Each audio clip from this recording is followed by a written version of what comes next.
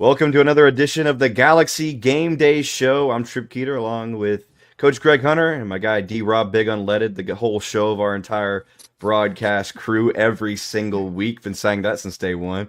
And Coach, congratulations on the first conference win last week against Bald Knob. Let's talk about that game for a second. Tell me your thoughts.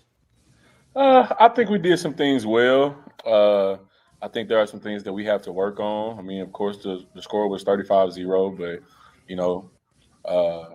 those are things we expect when we do things right. We did a lot of things right Friday. But, again, we do have some things that we need to get back on the drawing board with and things we need to clean up. I think we need to get a little bit more physical in the trenches if we really want to be great.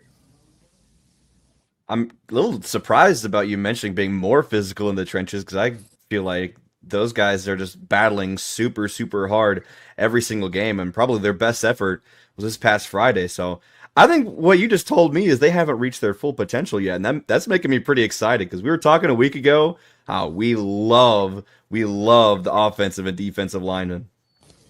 Yeah, man. I mean, I think there's a lot of potential to unlock with this group. Again, they are pretty young. They have extreme talent. Just focus on being a little bit more disciplined, a little bit more detailed, and once we do those things, I think we'll have the ball pretty much rolling. But right now, we're still working on those type of things day in and day out. D-Rob, we had to end our broadcast pretty quickly a week ago. So, do you have any thoughts from last week's games over Bald Knob a week ago? Well, Coach Hunter hit it right on the nail because I don't know if many people watched the broadcast or not, but what I say about the game is exactly what he just said. I think we're still trying to find our identity of what we do well and what we don't like. And I think we're starting to get to that point to find our identity for this season. Last year was last year, but this year it's so many things that we can do great, but we still just had to clean up some wrinkles, stuff like that. But I'm just looking forward to these young guys to find their identity. Yeah, I am too. We were talking about last week on the broadcast that this is still a really young team, and the fact that they're finding their rhythm earlier and earlier, or as the season goes on, and this early in their career, I beg your pardon. That's what I was trying to say. It's really encouraging because we talk about all the time. There's so many sophomores on this team, and they're trying to help these seniors on the team go out with the bang. And I think that's just really, really fun to see because as every game goes on, I'm going to keep making this point. They keep finding their rhythm earlier and earlier, and it didn't even take us a full drive to find that rhythm. I mean, one drive, one score, Kingston on the ground doing it himself, and then the defense was clicking on all cylinders. I mean, those guys were all over the field. They were playing super physical, and I expect to see them play more physical this week. Yeah, I think the only drive we didn't score on was the one drive we had Maddox at quarterback and we had a Kinkin at running back. We had a little bit of a mix-up on a couple of steps, and we ended up fumbling the football, and they recovered. But other than that, I think we were successful on every drive. Not as good as we would like them to be, but they were a lot better than what we've seen previously. So I think they give the entire coaching staff a lift to see that we are progressing, they are maturing, and they are growing up. Yeah, they absolutely are, and you can kind of see it on the field because last week there was only two major mistakes that we really noticed. It was that punt that was, we call it muffed, but it kind of just knocked into the dude's leg without him even Yeah. seeing the ball. Poor Dave was trying to block, and Yeah, he didn't hear the Peter as quick as we would like him to. Peter. Yeah, yeah. But those are things that happen. Mistakes happen. It is football. It's not a perfect world. We just got to learn how to correct those mistakes and move forward and be better. Yeah, we absolutely were not blaming Corday at all because we were giving him all the benefit of the doubt after that play because we could tell he knew that ball was, he did not expect that to be in front of him at all. He thought it was probably behind him. So no, Yeah. no fault on his part. And what I absolutely love from you, Coach, is we were listening to you, pregame and even at halftime. Your favorite word is discipline, and you preach that so well to not only like your senior high guys, but also your ninth grade and eighth grade kids that you coach every single day. Would you say, I normally say in terms of mentality, that's the most important word to preach to a football team. Would you agree or disagree? Man, I agree wholeheartedly. Like I tell them, discipline is doing what's supposed to be done, when it's supposed to be done, and how it's supposed to be done.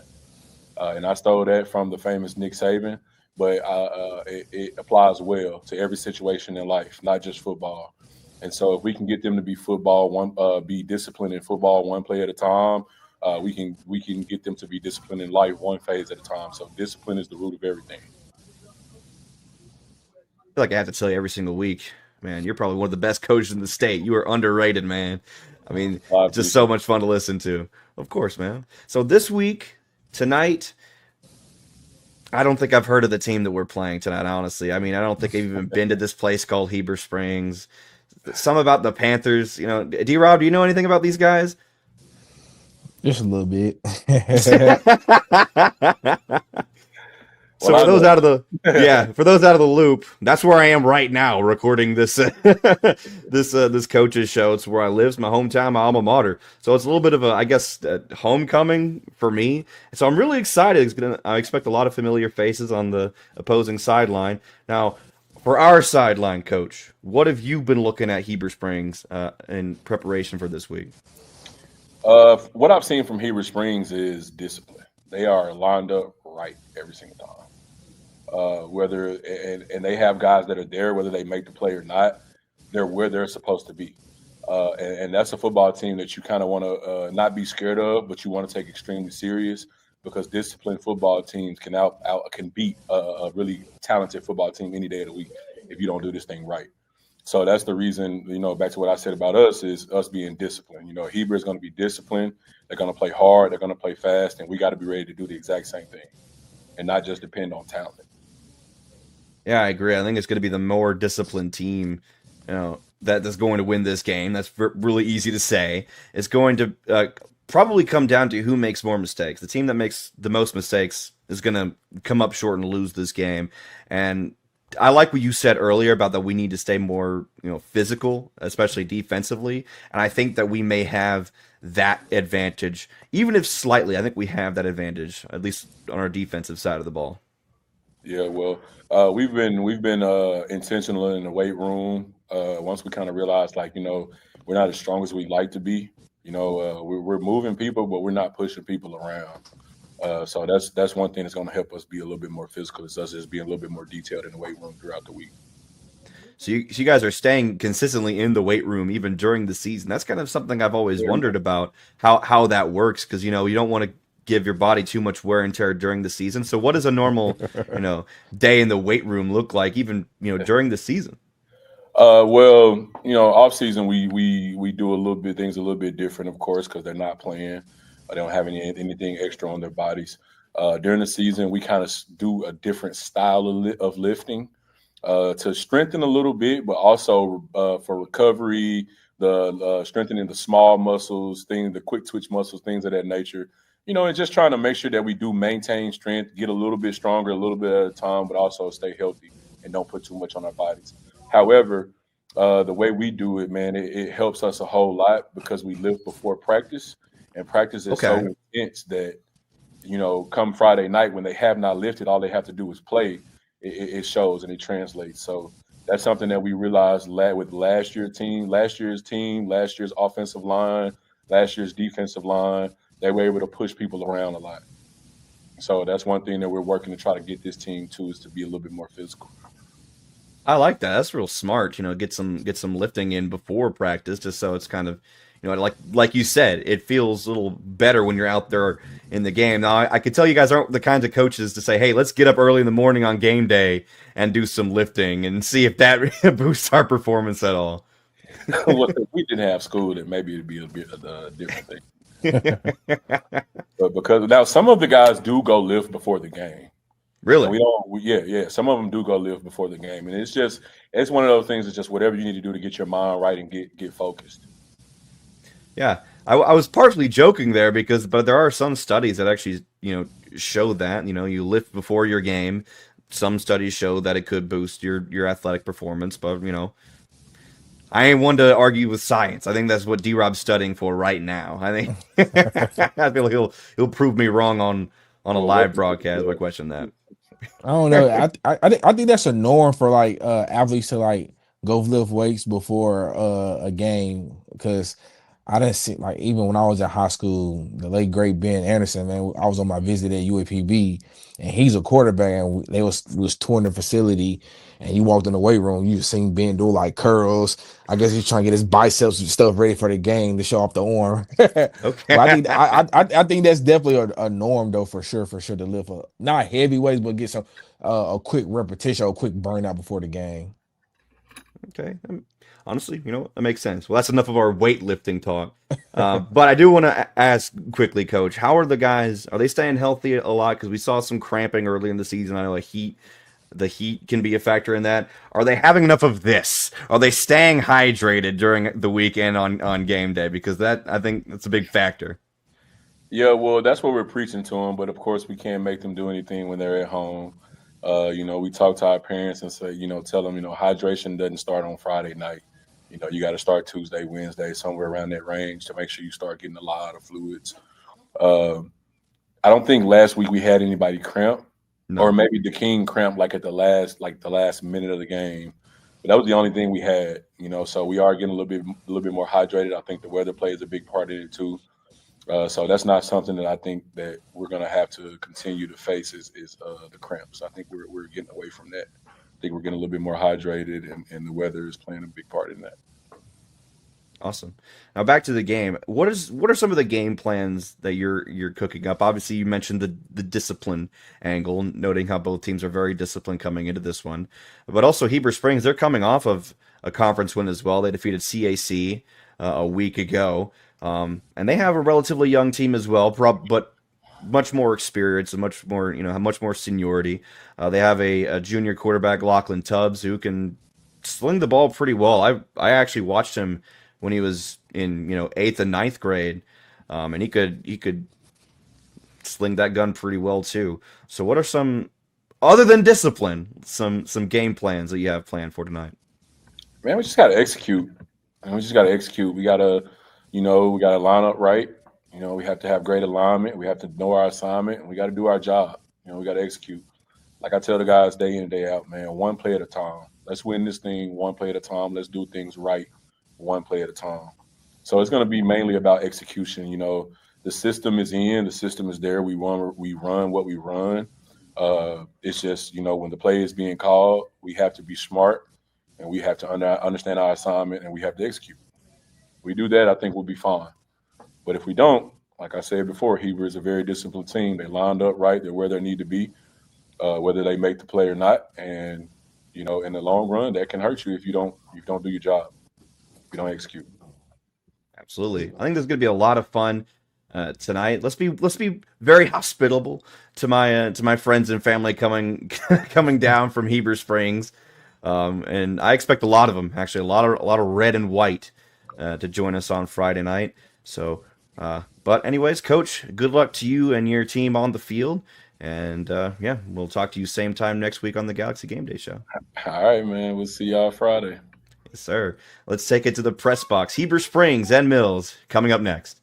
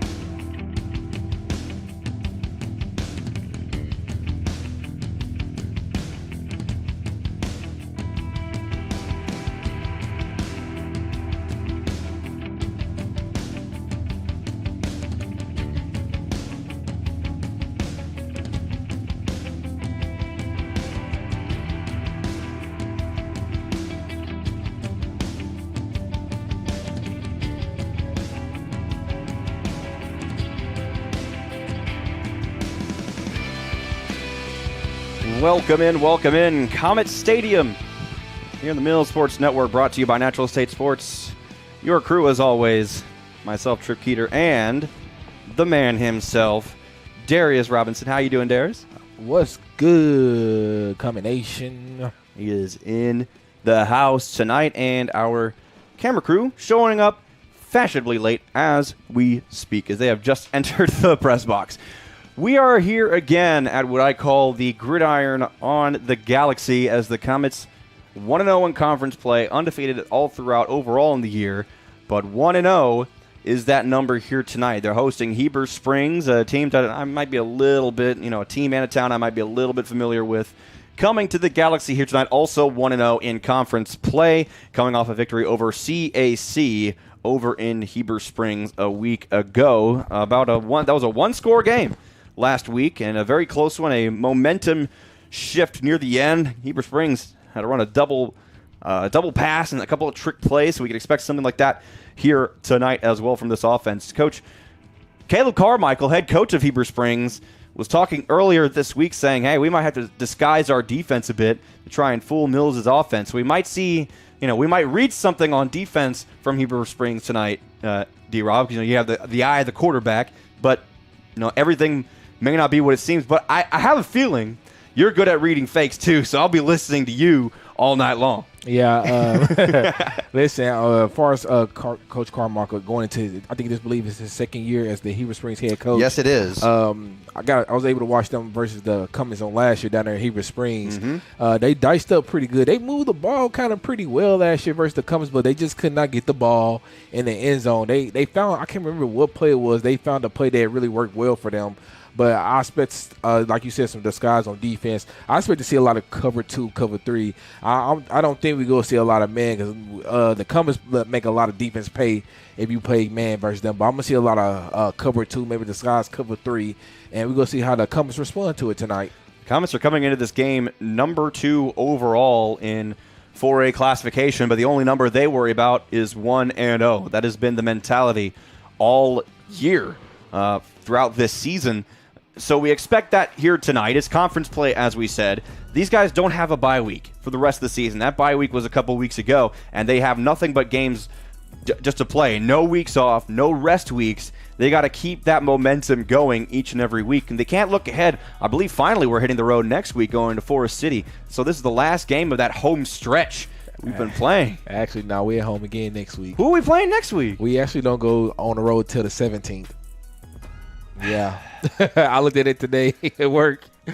Yeah, we on the road on the 17th. Wow. Yeah. Well, I lied on the radio earlier today. Whoops. Listen, I'm enjoying being at home. Yeah, I mean, even Coach Caleb Carmichael was commenting how, like, man, never seen a team play at home so much this year because Heber Springs, they started their week 0. They were on the road at Pottsville, and they came home to play Clinton, then went on the road again to play Lamar. So they've been alternating weeks. Outside of the bye week, they've been alternating weeks for when they've been playing and when they have not been playing.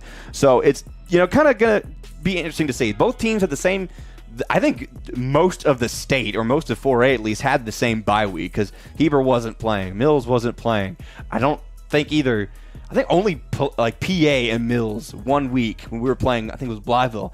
We were the only 2 games in all of Natural State Sports Networks that were playing, and that was true for Heber Springs not playing that week as well. Yeah, I think it just go back from like us. Like I know you remember in week 0, I told you like we had a game at home in a jamboree, and we went at home to the middle. Our first game at home last year went to the middle of October. Yeah, because we was going from Blytheville to Ashdown, hitting all the corners of the state of Arkansas. Yeah, but listen, they just allowed us to get our home games on this year, and with us moving up on next year, I'm just very eager to see how that's gonna look.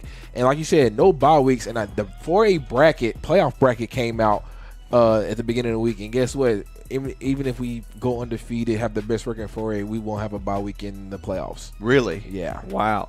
So you got no weeks off. It's got to lay everything on the line for the coming games because this is probably the most physical team and the most disciplined team that you're going to face so far this year. Very evenly matched mentality-wise, this ball game will be. That is not the song I need to be playing.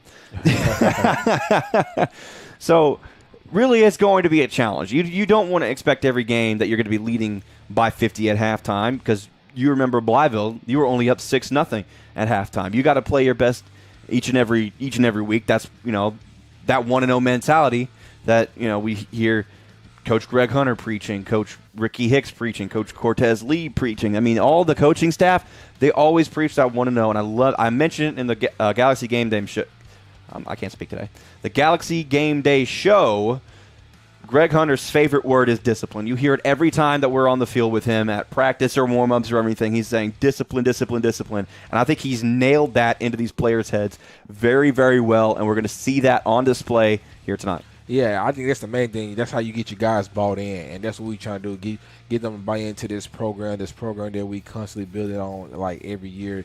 And like with these guys being so young, that's what you got to do. You got to instill in them early because it's definitely going to be a long season. With this type of team you have right here, you have to prepare them for the long season that's upon them because the rate we going, like we scoring, we playing some great defense. It just setting us up in the future for playoff football. When playoff football get here, and that's when the nitty-gritty really comes in for discipline, and you play some of the most disciplined teams you've seen all season. One last point here before we break for the colors being presented on the field.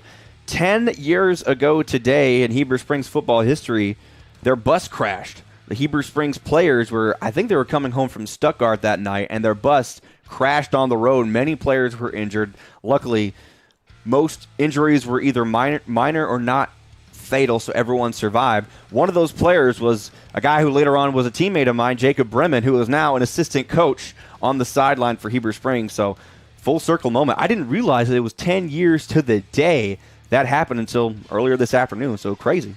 Yeah, man.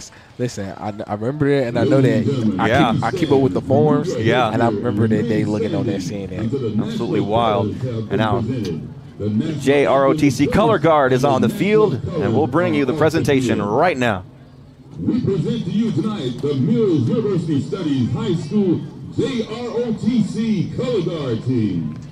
Tonight's commander carrying the national colors is Cadet First Lieutenant Christian Mason. The Arkansas flag is being carried by Cadet Private First Class Samaya Galbert. Rifle Cadet CPT Denisha Batu. Rifleman Cadet Private First Class Melanie Raham.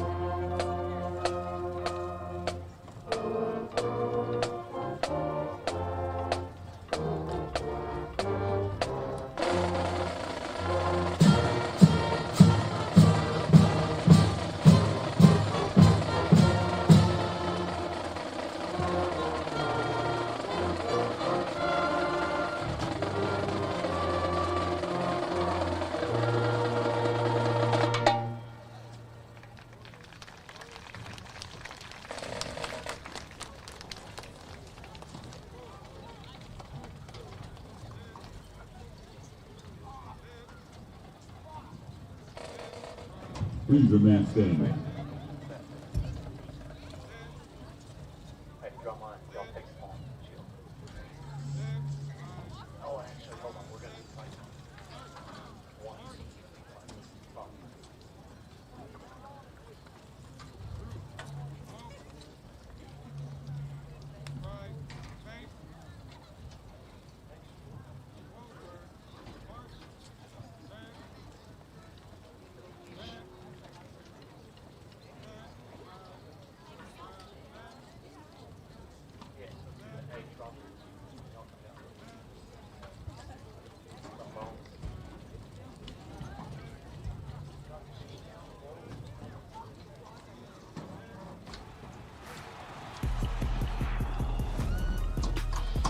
And just like that, we are almost ready to go as the colors have made their way off of the football field. Always great to see the presentation from the color guard, the junior ROTC guard here at Mills High School. Great tradition here at the Galaxy. And man, the later you get to the season, the darker it gets before kickoff. And man, Southern Nights, absolutely beautiful on a Friday night for some football. The lights are bright, and there are the captains. They're making their way to the field. I see number 1, Chase Slater, the Slim Reaper. I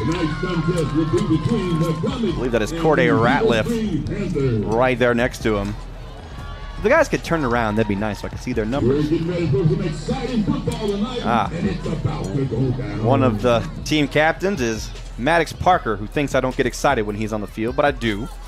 And TJ Talbot, also out there as well. And Jaden Hicks, your guy, little Hicks. Number 13 are the team captains for your Mills Comets tonight. It's a bit of a different crew of team captains tonight, D-Rob. Yeah, I thought they usually try to, they switch it up every game. Yeah. They switch it up every game. And you like that. Yeah. Heber Springs making their way on the field. Let's see, that's Eli Buffalo, Dice Young, Elijah Jones, and Emmett Dwyer. The 4 captains, Heber Springs wearing their red domes and all white uniforms with the red trim, a classic look. You know, back in the day when I was in school, D-Rob, we had a Block HS logo that was on the helmets for ever, and then we had a coach come in and just for some reason remove it. I don't know why. I remember. But they kind of brought it back here. They have a newer HS logo, different now, but it's kind of a chrome HS out there. If you get a close look at it, it's, you know, reflecting light. It looks really, really cool as the coin toss is taking place on the field right now as we have our full camera crew back here tonight, D-Rob. Yeah, man. Shout out to my guy, Trent, man. Congratulations, man, on his baby. It's good to have him back there on top. Yeah. I know Kendall finna have fun back there being back on the field. I think he was dying because he was on the high cam last week, and he was dying to be back on the field where he belongs. You know, he gets his steps in while he's down there, and he is active. I think he's always singing in Shanice's ear every time he's on the field. So this is going to be a fun game as the Comets, you can see their Fight Cancer banner as the Comets bust through, and here they come. The Comets are on the field, trimmed in pink, wearing the all-black uniforms. It is the pink out here at the Galaxy tonight. And here come the Panthers of Heber Springs. Surreal night for me, D-Rob. Welcome home, Trip. Kind of. Kind of, sort of. So, yeah, long story short, we're playing my alma mater tonight. I once wore that uniform. Matter of fact, my senior year, our last game was here. Oh, yeah? It was. It was freezing that night. It was the last game of the season. Frost was everywhere, and Heber pulled away for a win. Quarterback Adam Martin, and that guy could sling it. And he was just an absolute stud. A lot of good guys. We barely made the playoffs that year, too. We got beat by Shiloh a week later. It was a rough season for us, but we came through because we didn't win a single home game until senior night. Oh, man. It was rough, yeah, and we went crazy. So, as kickoff is about to be underway, I need everybody who is watching this to get in the chat and say, happy birthday, D-Rob. This man is the big 3-0 today. 30 years ago, your mama had a baby. 30 years ago, my mama had a baby. I need the comments flooded with happy birthdays to D-Rob. Everybody needs to be saying that. If you're a Comet fan, you know this man's voice for the last 2 years. He's been the life of the Mills Sports Network, whether it's been me calling games or Terry Jordan on the mic filling in. This guy has pretty much been here. To think that he was afraid to one day have a microphone on is insane because this guy's personality is just second to none. So once again, everybody saying happy birthday, D-Rob, in the comments right here, right now. I don't like how you disclose my age, man. That's a HIPAA violation. We're both grown, man. It's fine. Ricardo Maddock teeing the football up, and we are underway. It is a kind of a squibby. He'll be picked up near the 15. And look out, Comets don't bring him down until he's at the 30-yard line. Now, but again, thank you for the birthday wishes, Trip, and thank you everyone. Absolutely. That's dropping the birthday wishes in the chat. I really appreciate it. As the young guy said, it's just another year around the sun, man. I'm very grateful and blessed to see another year. Yeah, I've been telling everybody that it's not my birthday, it's just the day that my mama had a baby. Quarterback coming onto the field for Heber Springs is Lachlan Tubbs, a kid that I, once upon a time when he was, I think in 7th or 8th grade, I told him he's dropping dimes. I dropped the dime in his hand, and he told me he wore that dime in his cleats every single game. And now here he is starting for the Panthers this season. So Tubbs is going to hand off. Look out. A gap up the middle, and a strong run for Heber Springs, the first play of the game. Look out. Nobody touched him until he stepped out of bounds. Eli Buffalo, the senior wide receiver and linebacker. It's another running back who's marked as a linebacker, D-Rob. That's how you know this kid's going to be a problem. Yeah, I think he had a brother. Did he have a brother? I think so. He had a brother on the team last year. Mm-hmm. Or are you thinking of him? It was You're thinking of Liam Buffalo, aren't you? Yeah, it was two of them. Yeah. So first play of the drive, Panthers in Comet territory. We'll give it to Eli again. Run to his left side, and he is knocked down. Uh-oh, the flag on the play after Contrell Mason making the tackle. I know somebody was wondering if he was playing tonight. I was surprised to see that question, honestly, because we didn't see anything questionable about him. And that was a late flag, too, flying from near the end zone. He was far throwing that flag. And Heber Springs is backing up. There's always something, D-Rob, that we just don't know what's going on. It's going to be a holding penalty. That's a late call. And so Panthers are knocked back 5 yards. And so I got to turn our light off because I keep seeing my reflection in our window. I think this is the play right here. This is the play they was running. Yeah, they're running. Uh-oh.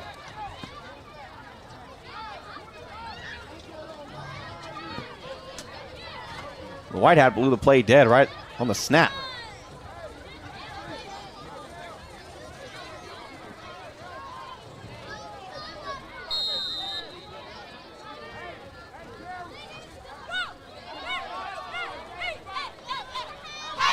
First and long now.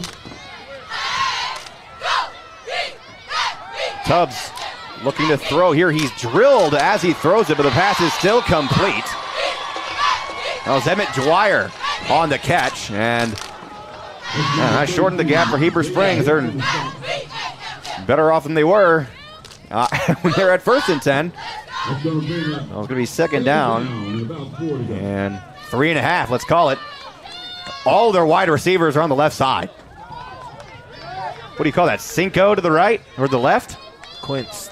They're going to run a screen. I was waiting for that double pass. They ran that last week against CAC, and that moves the chains again for Heber Springs. So they're pulling out all the stops their first drive of the game. Yeah, that's like an obvious play call right there. We was definitely outnumbered right there. It was 3 versus 5, 3 versus 4 right there. We reacted real slow to that. Mm-hmm. Caleb Carmichael, he likes to draw up plays for specific teams. I think we might have just seen a play that he drew up weeks ago. New running back bouncing off a man, and he is smacked. Oh, wow. My goodness, to King Warren on the level, and Aiden Isom was the ball carrier. Knocked out of bounds and brings up 2nd down, ball at the Comet 12.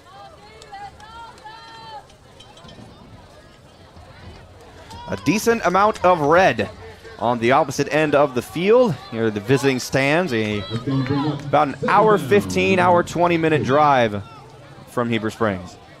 Lone receiver on the right hash. The ball is on the left hash. 2-man motion to the right side. Tubbs will hand it off again. That's Isom. And he is pulled to the turf. Aaron Frierson. That's a great tackle right there, too. Yeah, because Isom had nothing but green grass until he was just wrestled to the ground by Frierson. So 3rd down and 1. They got to get it to the 6-yard line.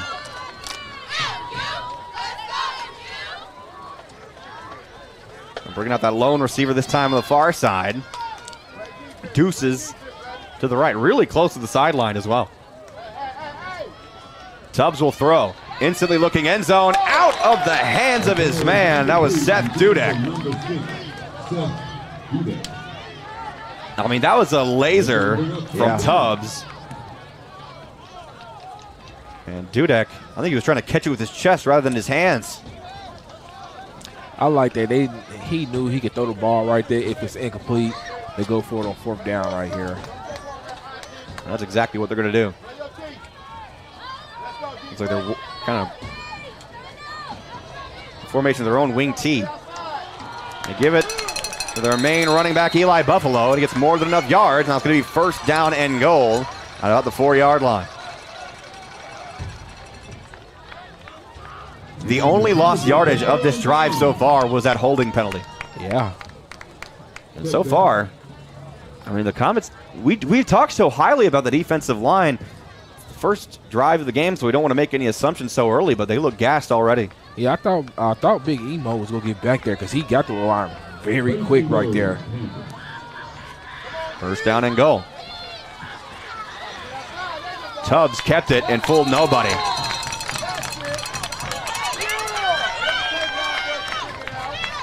Darren Weston. I believe that was Moorhead.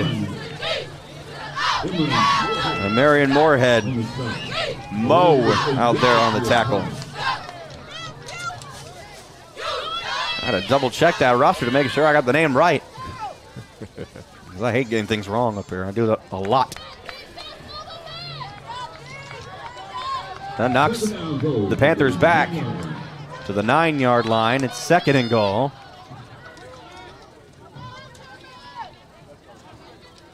Tubbs will throw, hit as he throws it again on the screen, and touchdown, Heber Springs.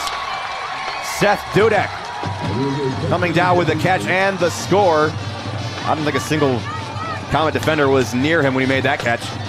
Great call. Screen.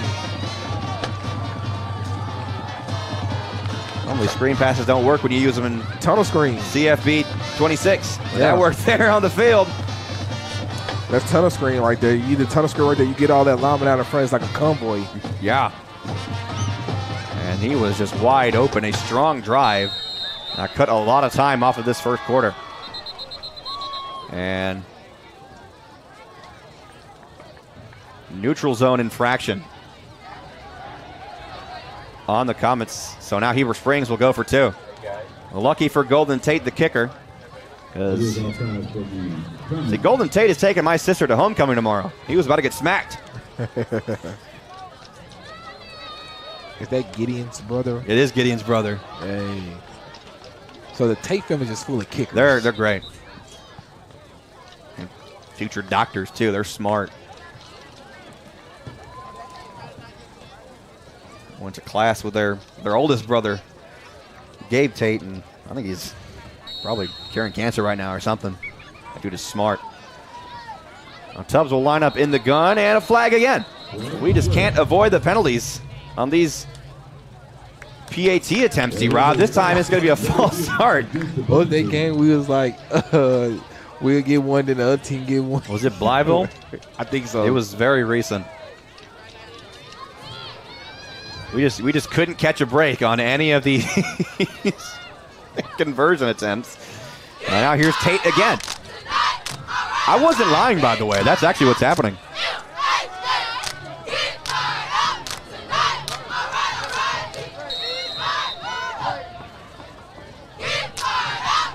Kick is away. It is up. And he kicks just as good as older brother, that's for sure. Golden Tate lives to see homecoming with Chansey.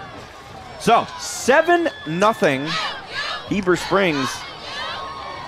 D-Rob, I can't tell you the last time that the Comets trailed this season. I'm trying to think. The Comets, I believe I heard from Barry Grooms correctly earlier today that the Comets only allowed, 35 points total? Yeah. All season long. So, I mean, most of these games, huge margins of victory. And judging by the first drive alone, you can see who the more motivated team is. But now we get to see the Comet offense on the field after this kickoff.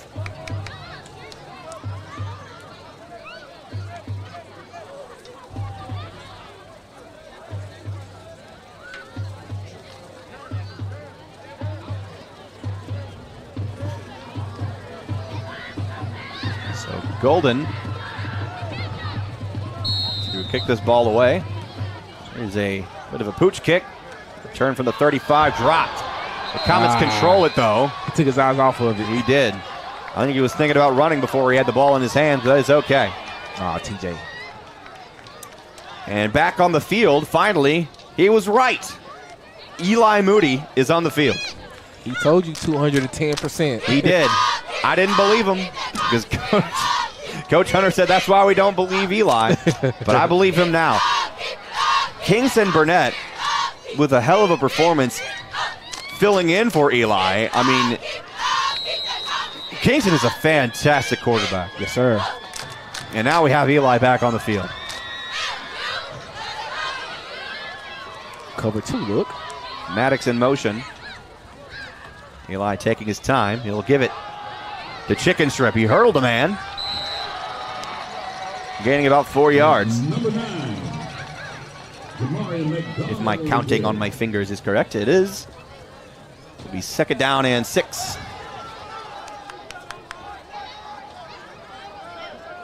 It's going to bring up 2nd down, 6.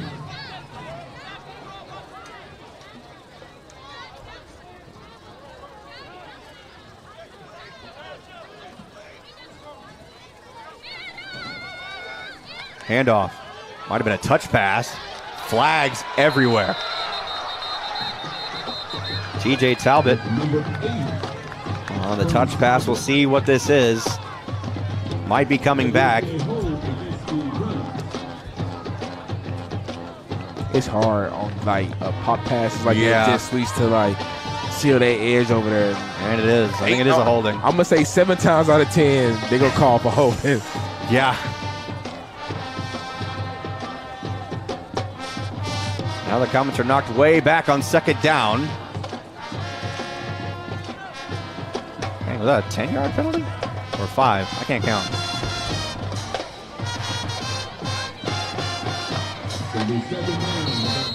Oh, yep. 2nd and about 16. DJ in motion again. Moody rolling to his left. Finds a man. There's Hicks. And Jaden fumbled the football. Still on the ground.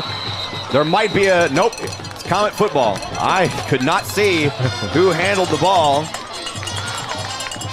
But Kyrie Swervin picks it up.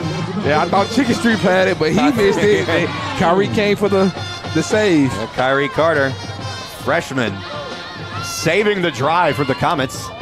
And the chains move. Man, you cannot have Butterfingers when you're down. And that was a great delivery right there by Eli as well. Bit of a high snap. And off to Baby Z. They nearly chopped him in half trying to tackle him. But he pops up after a carry to the 49. I mean, he had a dude tackling by the shoulders, another to the knees.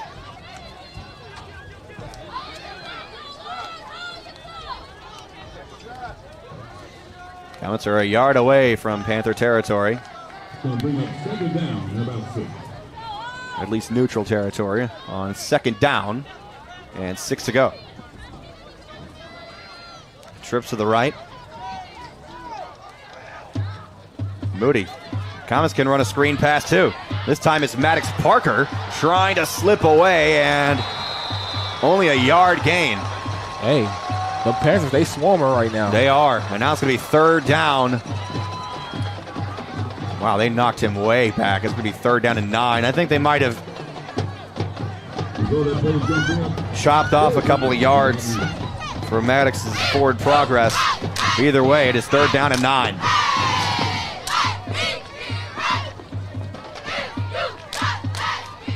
Eli keeps it. Moody. Up the middle, 1st down, deep into Panther territory at the 30-yard line. Welcome back.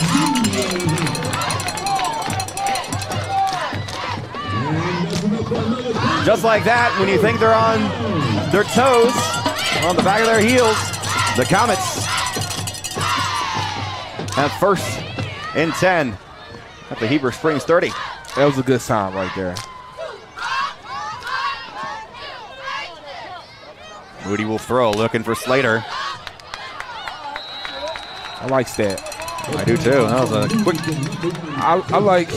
I think we should do that all game. Long as Heber Springs play back like that, giving us cushion like 7 yards off, I feel like we should just hit him up all game. Caleb Carr with the tackle. It really makes you worry with a hard hit like that on a guy named Slim Reaper. 2nd down and 6 again. Moody. Hands it off to McDonald. Chicken strip, hurdling again, and he is wrapped up in midair after a yard gain. And all that effort. And Titus Bullington with the tackle. 3rd down again for Mills. 3rd down, 4 yards to go. Don't let our score bug fool you. It is Heber Springs with an S at the end, not Heber Spring. There are multiple springs. Like we ran out of character space there. 3rd down and 4, so it was a 2-yard gain they called.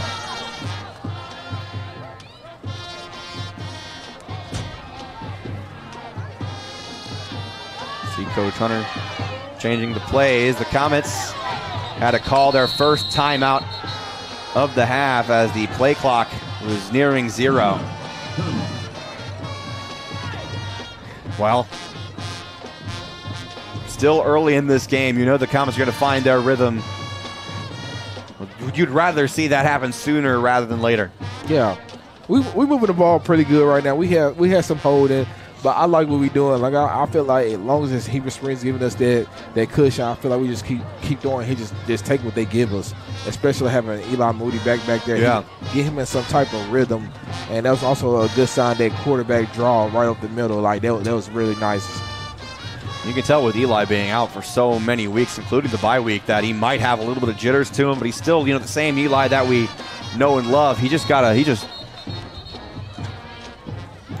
to dust off the gears and get those moving, those wheels turning. As we saw it on that last 1st down conversion, he still got the same moves.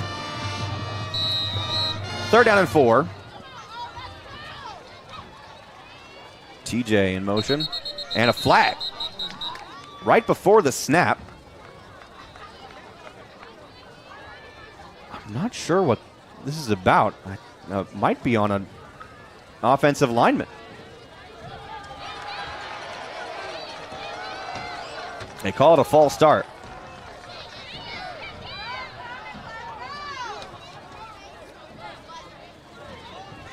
So, not what you wanted to see on 3rd down. I didn't even see any movement. I think that referee just saw maybe a toe twitch or something. 3rd down.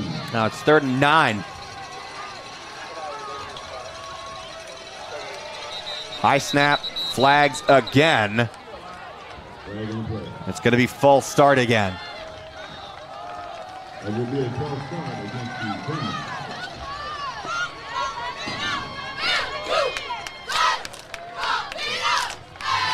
I like the matchup with Chase over there.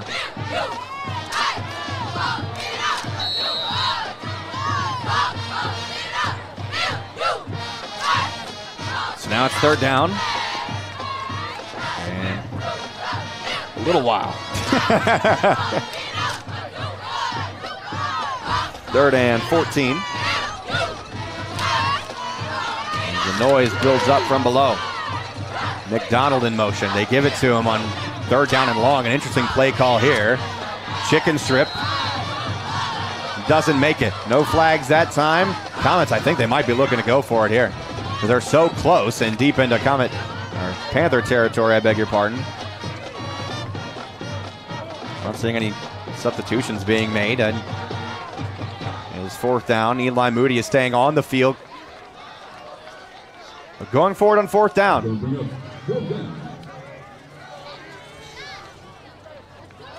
Let's see what they do here. 2 receivers to the right. A single man. Correction, to the left. 2-man receiver to the left. And Slater, the lone receiver on the right. 4th down. Moody to throw.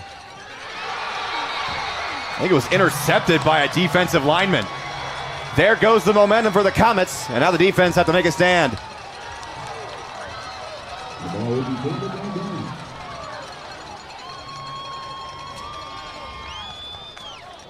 Well, this is a team that is not unusual to mid-game adjustments. And the first drive of the game will not define their full game performance, for sure. Yeah, listen, got to make some adjustments right now. I don't know if they're playing too loose, thinking that they just have this game in the bag, or they're underestimating their opponent right now. Who knows?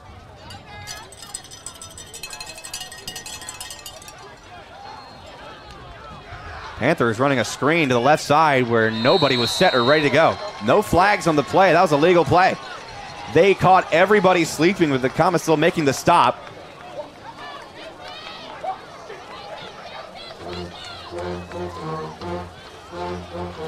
Moves the chains instantly for Heber Springs. Coach Carmichael is pulling out every trick out of his hat. 1st and 10, second play of the drive. Tubbs will throw, had a man right in front of him and knocked down. Great defense right there by Bug. Clean coverage as well. 2nd down.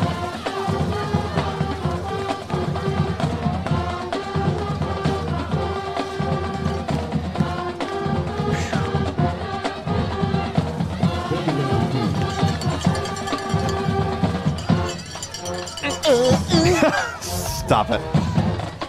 2nd and 10 from their own 42. Tubbs to throw again, and never mind. Flags everywhere. Flag first came from the near sideline, and another false start. Both teams cannot just sit still on offense, I guess. It was false start, but if they play what happened, the King Warren was on it. Yeah, he was. That would be a loss of game, too. A 2-yard loss. Instead, it is a 5-yard penalty. Remains 2nd down and 15. I think the main clock in the stadium stopped caring about the down and distance. Tubbs rolling out to his right, firing deep. Bug is on the coverage, and he's too slow. Seth Dudek with a big-time gain on the reception. I mean, for a second, Bug was on his own. But luckily, he did make the tackle at the 23. When the Panthers are back deep in Comet territory. He turned the wrong way.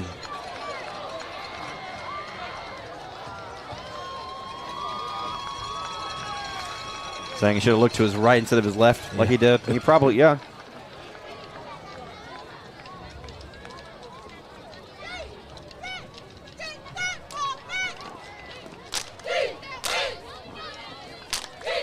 Near the cheer team. Directly below us is our mic at the 50-yard line.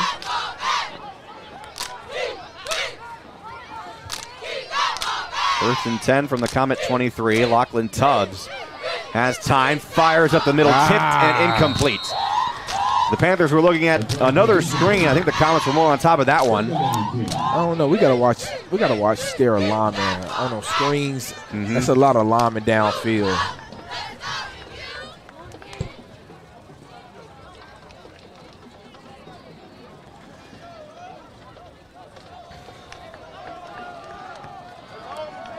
Comet defense need to stay on point here with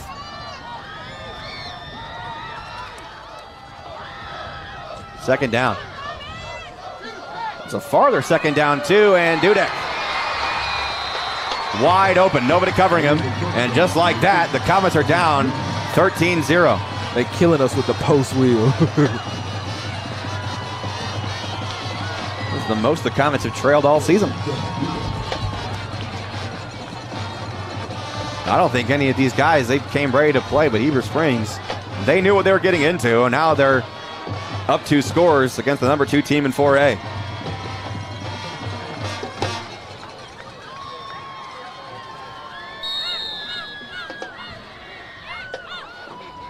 Golden Tate's kick is up and through the uprights, and Lachlan Tubbs is ecstatic on the field, and how couldn't he, because I don't think he's been touched by a single Comet so far. We're still near the end of the first quarter. Plenty of football to play, but still. These mid-game adjustments need to come quick.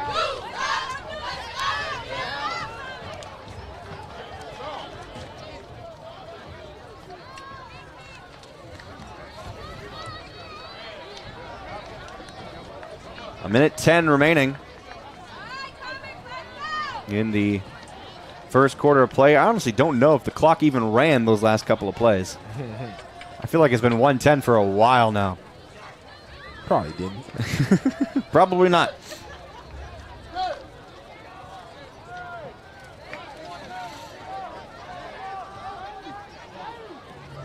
Tate to kick the ball away again. This time he's looking to kick it to his right.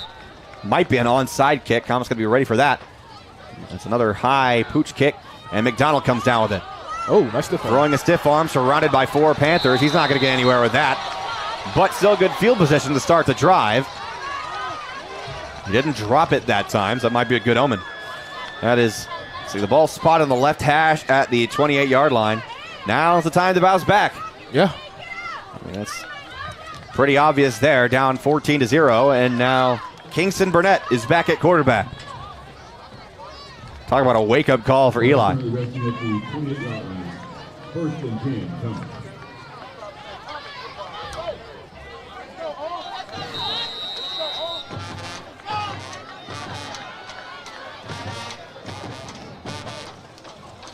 Talbot in motion. Burnett gives to McDonald, running to his right side. Had a couple of good blocks, but he's finally caught after a 3-yard gain. Decent chunk of yardage. So he's 2nd down and 7.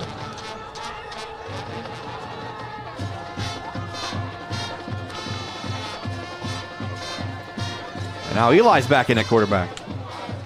Looks like the Comets trying some trickery here. 40 seconds and rolling here in the first quarter. They'll try to run for one more play before we switch sides of the field. We'll see. Trips to the left. Parker in motion. High snap, bobbled by Eli Moody. Spins away.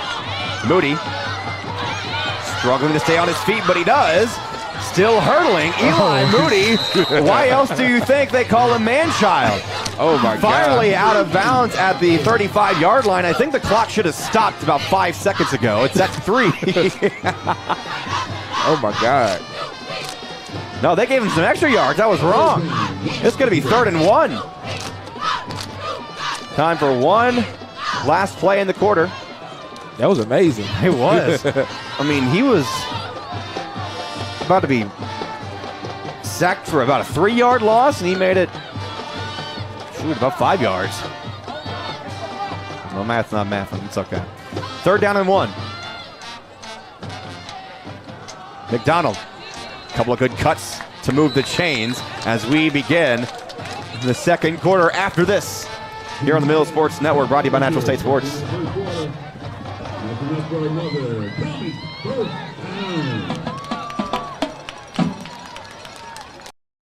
PCSSD is a family-like environment. There's always smiling faces. There's greeting in the morning and the afternoon. They get a lot of involvement, not just parent involvement, student involvement, staff involvement, and I love all of that. I chose PCSSD because I was zoned here, but what made me stay was the support that we receive as a family. And the best part about the day is my son come home with a smile on his face, that he enjoys school and excelled in the classroom. It's real big to our family.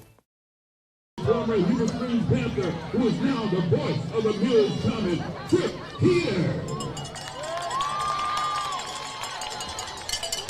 D-Rob just got a shout out by the PA announcer telling everybody in the galaxy that today's his birthday. I saw plenty of happy birthday comments in the chat. We love to see it. 14-0 Comets trail going into the second quarter of play as we're getting started. That was very unexpected. You should have seen my face. I wish I had that on video. Now, that's what you should have had on video. Yeah. 1st and 10. Comets at their own 41-yard line after a strong carry by McDonald. Kingston throws it to Moody, and Moody dropped the ball. They're calling it an incomplete pass. The Comets were attempting a double pass. Kingston to Eli, but Eli dropped the ball, and the white hat is saying he was using a forward motion. The tuck rule is in play, I guess, here, because Eli was still advancing the ball. Both sidelines were calling that as a fumble. He was avoiding the tackle right there. Yeah, he was. That might be an advantage there, at least for that play for the Panthers, avoiding some trickery. Now both quarterbacks side by side. Kingston handing it off to Eli. Now Moody throwing a stiff arm out of bounds. They mark him at the Comet 48. I mean, I told somebody that they might have a system for both quarterbacks on the field. I didn't mean at the same time. You love to see it as both of these studs at QB, these sophomore quarterbacks, on the field together. I mean, we talked about earlier in the season how these guys complement each other. Now we see it here in full force. Kingston handing it off to TJ, and TJ is pulled down after a 2-yard gain near the 50-yard line. He's a yard shy of the line to gain. I think, judging by both quarterbacks being on the field, they're going to go for it here on 4th down again. It's going to need a strong play here to penetrate into Panther territory. TJ had to go on that one. He had the blockers in front of him. He got to go. It's a north-south game. Really easy to try and play side to side, you know? Play clock is not moving. And now a timeout on the field.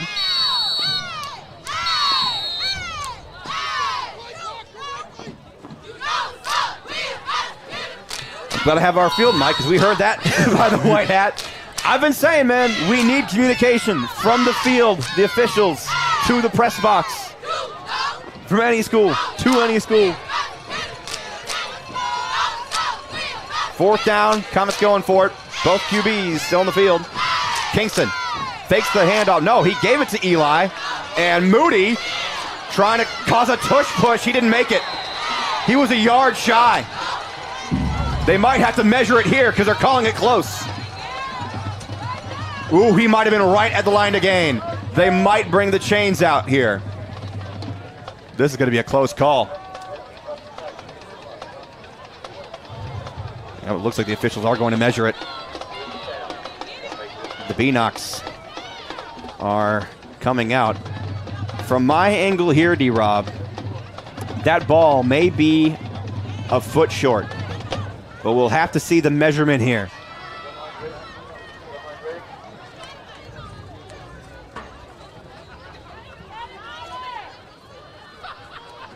Here come the chains.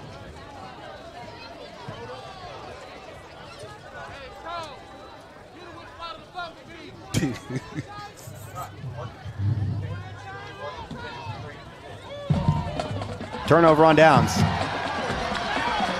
It's a second drive in a row. The Comets seem to find their rhythm and turn it over on downs. I mean, that was a strong play too. I think it took the entire Heber Springs defense to stop Eli Moody. And now the Panthers have it 1st and 10 from their own 49.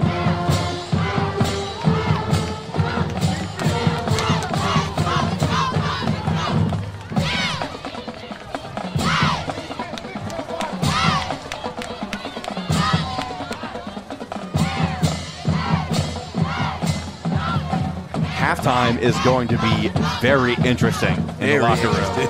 Oh my goodness, it is going to be, I don't know what to call it.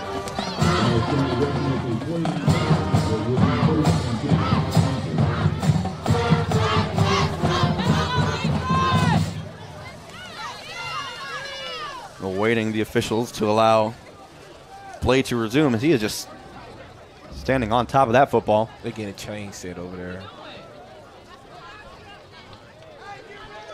Looks like 1st and 10 to me.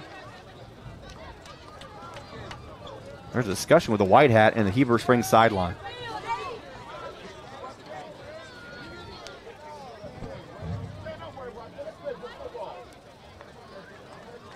I think he kicked somebody out of the stadium. Someone from Heber Springs has just been ejected. Who was that?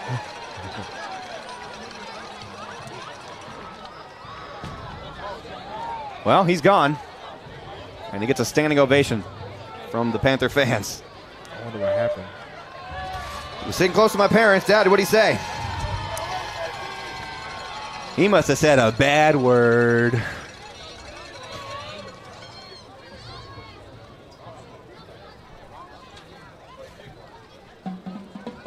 Well, not often you see that. Not only an ejection, but a fan. He must have been very loud. He must have been very loud, or it gotta be a play coming back this way. The receiver's so far out. Here's that 3-man shift again. Comets making adjustments on defense. A handoff to the left side. And tackled Corday Ratliff. We gotta watch that hand. I think we almost got a base mask right there, maybe.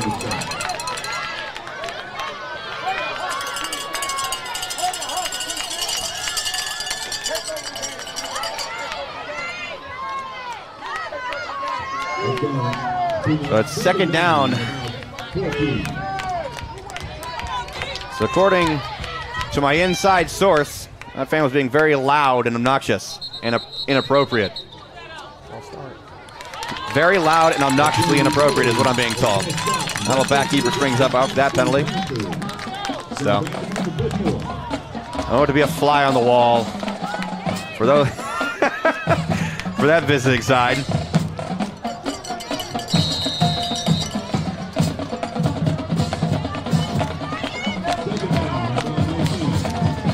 Now they're back in their own territory from their own 40. It is 2nd and 20 for Heber Springs. Lachlan Tubbs dropping back, losing time, screen. And Ratliff. Here comes the boom. Corday Ratliff. Nice form tackle right there. I mean, that was a rugby tackle. That's how good the form was. First time tonight, Heber Springs with 3rd and long.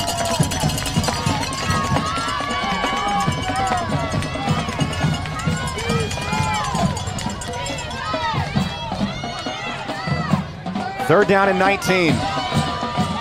Let's see what magic trick Lachlan Tubbs can pull out here. It's complete. Not enough for the first down, though. Emmett Dwyer on the catch. I didn't get a chance to see who that wasn't tackled. Was that Corday again? May have been, because he's been flying all over the place. So there was at least 2 or 3 Comets on there, so I apologize. Let me look at this instant replay here. Ratliff was there, but Jaden Hicks was leading that tackle. And now they move the ball way downfield.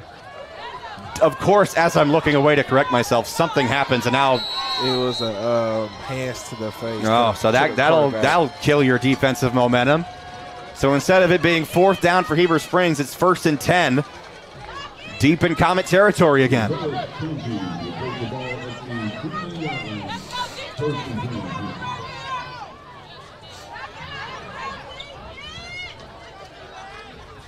Tubbs looking to his right side, losing time, but he has a man wide open. That's his tight end, Noah Engelholm, who made his return a week ago after an injury, and not a single Comet was near him. That'll move the chains into the red zone. Here comes Mo checking in back to the game. I think we have a Comet limping off the defensive line. He's got to be quick. I mean, he's hurt, but he's still limping off, and he gets there in time.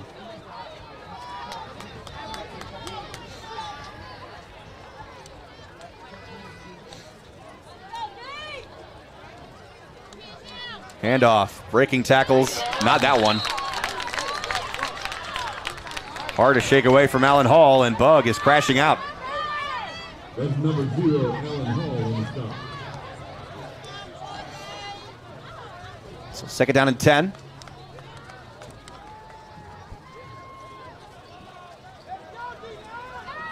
Second down.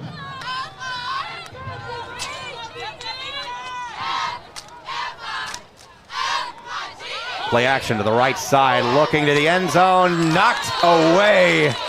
Great defense by Torrance Talbot. Great defense. I mean, that receiver over there. Is he wearing a number 0? I wasn't told about a 0. I knew there were some number changes for Heber Springs, but no, that's number 6. Never mind. That is Seth Dudek. He might have thought he was all alone. 3rd down and 10.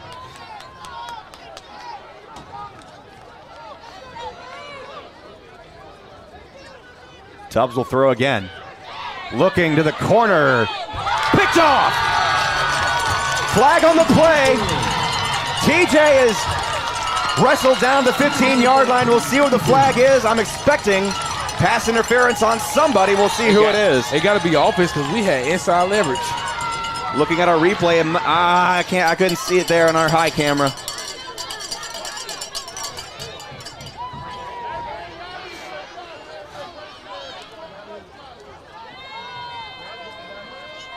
The Panther offense is still in the field.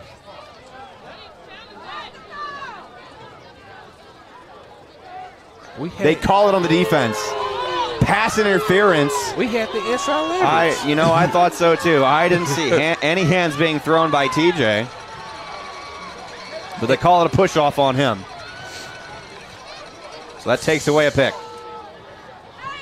That's crazy. Now it's third down.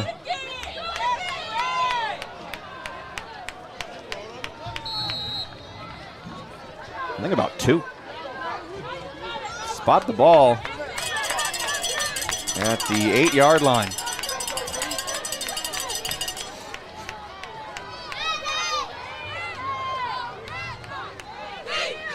False start. Didn't call it. Aiden Isom wrapped up behind the line of scrimmage. Now bring up 4th down. I think the Panthers are keeping their offense on the field, though. Nope.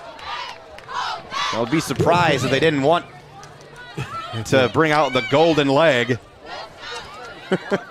of Golden Tate. Just stay off the kicker here. Don't say that. What was that? The sky is falling. I don't know what that was.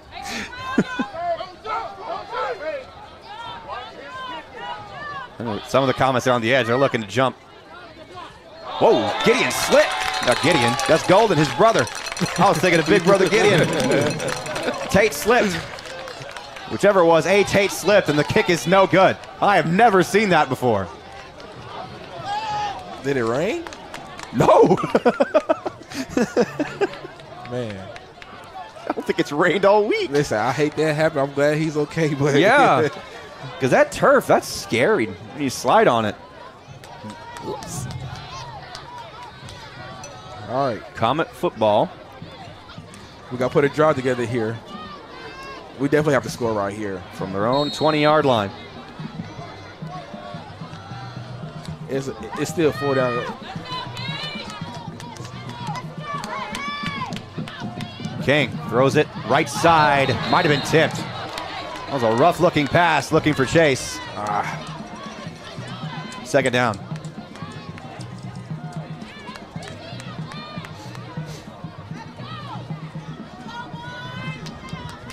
Man, I am going to be anxious to get to the locker room and hear what the coaches have to say at halftime.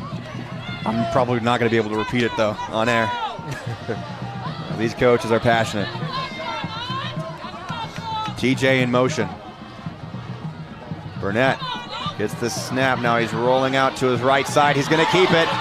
Echoing Eli and gains about 8 yards, sliding. He could have kept going. He could have. I think he didn't want to risk getting hurt, though.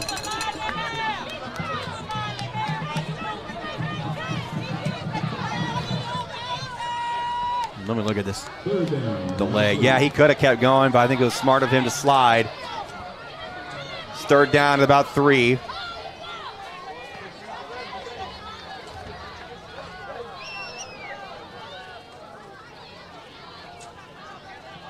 Maddox in motion. Kingston throwing wide open, Little Hicks. Jaden trying to move east and west, but he steps out of bounds. Doesn't matter, 1st down. Eli Buffalo was a little slow to get up for Heber Springs. Still on his feet, though. A little bit of swagger in his step, though. He might have twisted his ankle. But I think he is uninjured and okay. 1st and 10. Kingston throwing left, caught by TJ.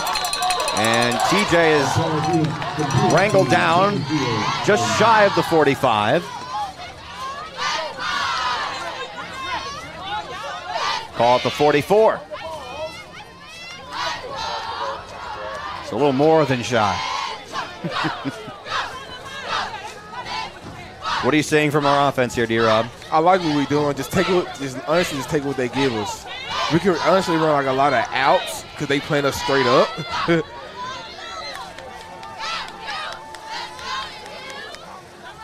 Kingston thought he lost time. This is going to be called back for a hold. And has to throw it away. Oh, we got a lineman celebrating as if he did something, but I think they're going to call him for a holding. And they are. I mean, that was a tackle, really. It looked like he did have just both shoulder pads, grabbing onto him. So we'll accept that penalty. Drive killers are real. Very.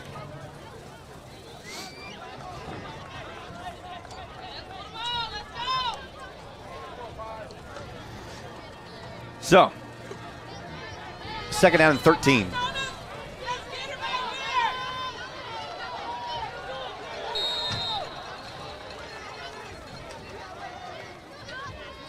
Trips to the right.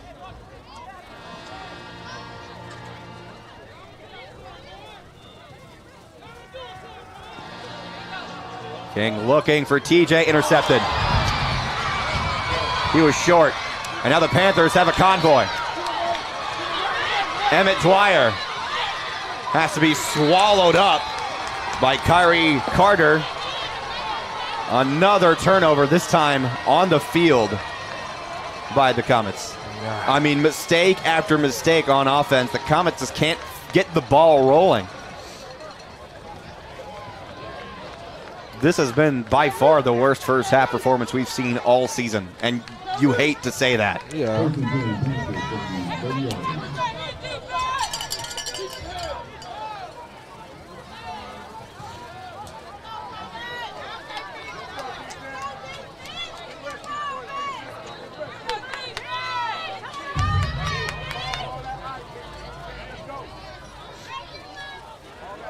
New drive for the Panthers from the Comet 30-yard line. Give it to their tiny running back as he is bumped to the turf by Ken.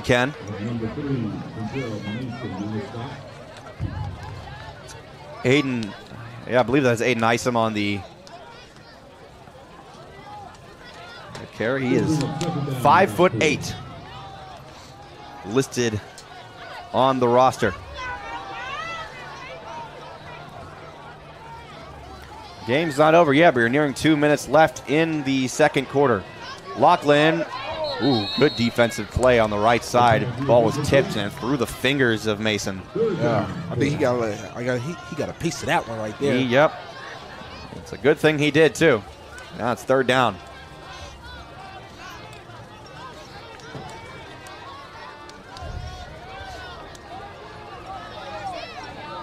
I like always see like the I can't say they toddlers, but the little children cheerleaders. Yeah, they got their peak on.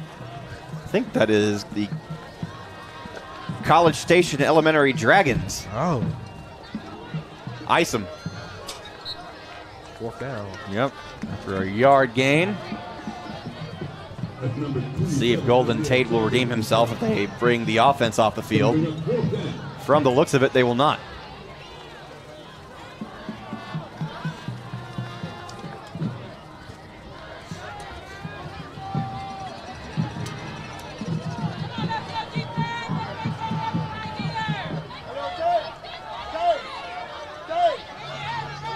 Panthers going forward on fourth down and call it 4th and 4. We did a great job watching the ball right there.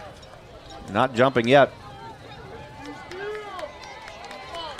They're letting the clock roll until they call a timeout. That was a great job by the defense right there. Yeah, they were absolutely relying on the Comets defense to jump, and they did not.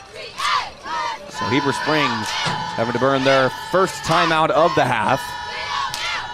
I mean, we're seeing those in-game adjustments taking shape here.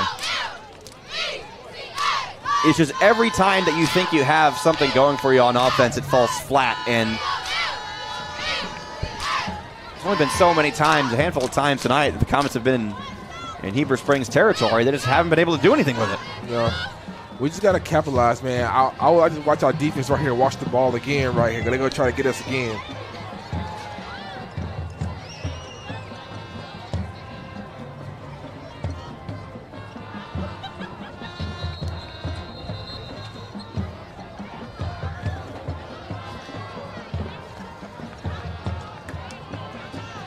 4th down, and Heber Springs does not remove the offense.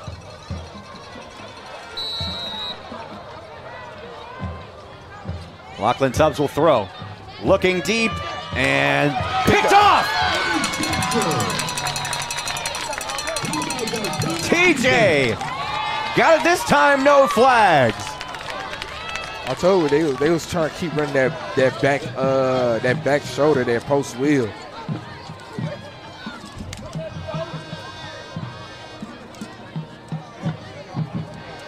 Don't forget, we will bring you both halftime performances from both marching bands. The pride of Heber Springs showing up fashionably late, but they made it just in time for kickoff.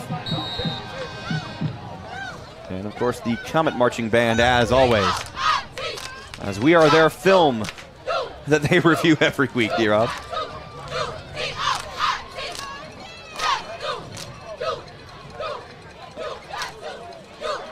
There's Eli Moody back in at quarterback. He'll keep it. Thought he fooled the defense for a moment, cutting upfield. He maybe should have started that play running at full speed, because he had a little bit of space, but still, great gain of yards.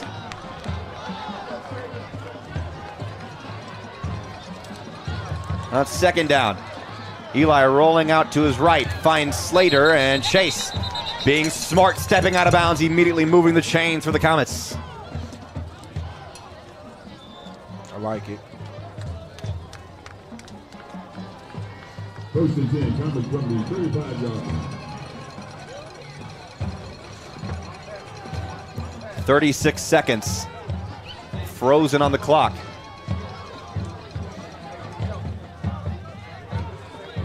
Moody firing deep, looking for Slater. Incomplete. Uncatchable ball. Emmett Dwyer stumbling in front of Chase. Comet fans are looking for a penalty flag, but I don't think that was worth a penalty. I don't think he fell on purpose.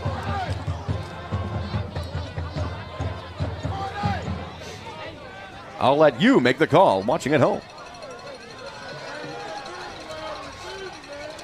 2nd down. Moody losing time.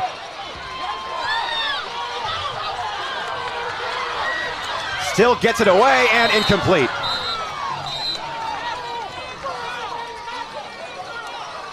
He was looking, I believe, for, I think he disappeared into the sideline. Couldn't say.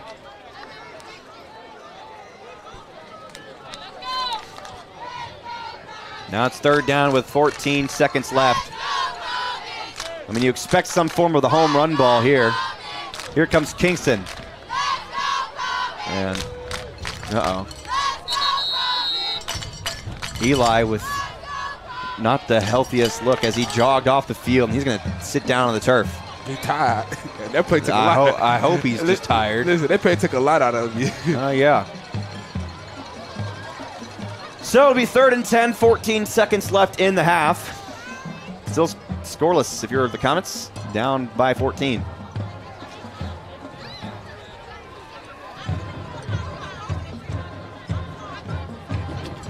What do you expect to see here? Just 14 seconds left, and you're at your own 35-yard line, D-Rob. I mean, we could take a shot. I like to get some cross action. That middle, that middle is suspect. Is it? It's suspect. Suspect, okay. Yeah.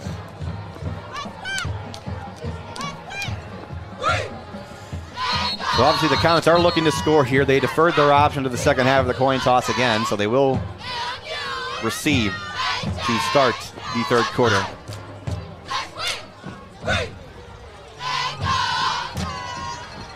So Burnett will be the QB. Let's see what they drew up here during that timeout. Kingston looking near side TJ was not ready for that, and it's 4th down. Kingston threw that ball long before TJ was even looking his way.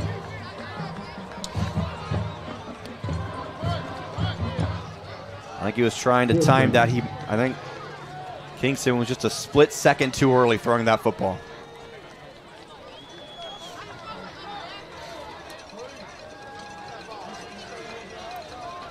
Fourth down, offense is staying on the field.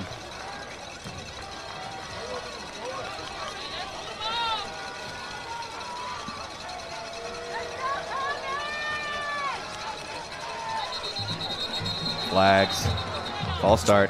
See, only reason I don't like that call because the referee was telling Chase to move over, and he called the false start. That's the only reason I don't like that call right there. You can't tell the receiver to move over, then you call false start when the quarterback say hut.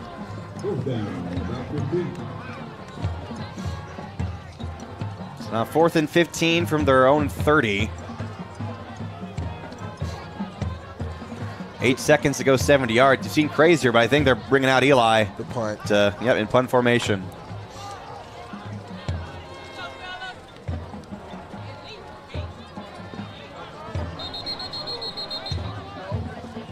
There's not a single Panther back deep to return. They're expecting it to be a fake.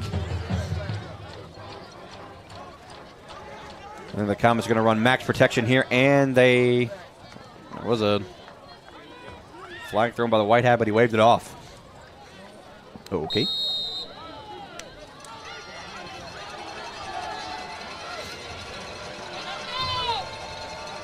And Eli does punt it away. It's a high punt. No Panther nearby. He'll take a roll. Clock is not moving. Why the clock not moving? 7 seconds are on the clock, and that ball rolled from the Comet 30 to the Heber Springs 20. No clock movement. It should be halftime. It should be halftime. That was a fantastically executed punt. They did not run the clock. As you said, it should be halftime. And the officials called it as the end of the first half of play. An unexpected first half of play, to say the least, if you're a Comet fan. I mean, the Panthers firing on all cylinders here tonight. 20 minutes on the clock for halftime. We will bring you the halftime performances by the marching band and the cheer teams. And I believe the College Station Elementary School cheer team is here tonight. They will be performing. We will bring you their performance as well. So a lot to discuss here in this 20 minutes. If you're the Comets, I would honestly be surprised if the Comets return from the locker room before that 20 minutes is up. The clock isn't running yet. They are waiting for both teams to enter their, or either leave the field or enter their.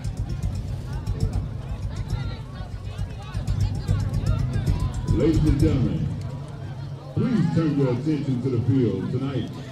That's it. We'll talk about that later. To take a moment to honor one of our own.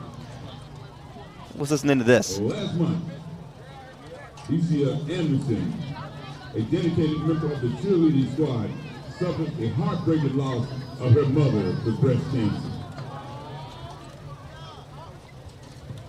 In support and with love from this community, the Comet Touchdown Club is presenting her with a special gift.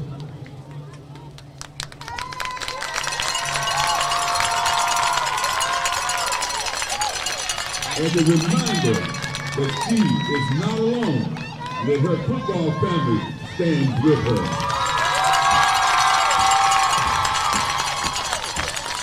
Representing the team tonight is number 0, Alan Hall, and number 19, Aaron Frierson, will present the gift on behalf of the Touchdown Club and the entire Comet family. Please join us in showing love and support for Decia Anderson with a round of applause. We say it all the time. Comet family.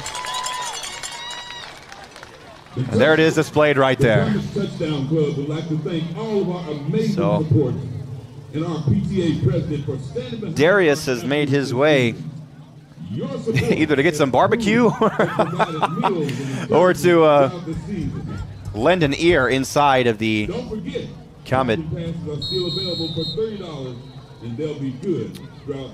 locker room. And now the marching band is about to make their way onto the field, and we will bring you their halftime performance as we always do here on the Mills Sports Network.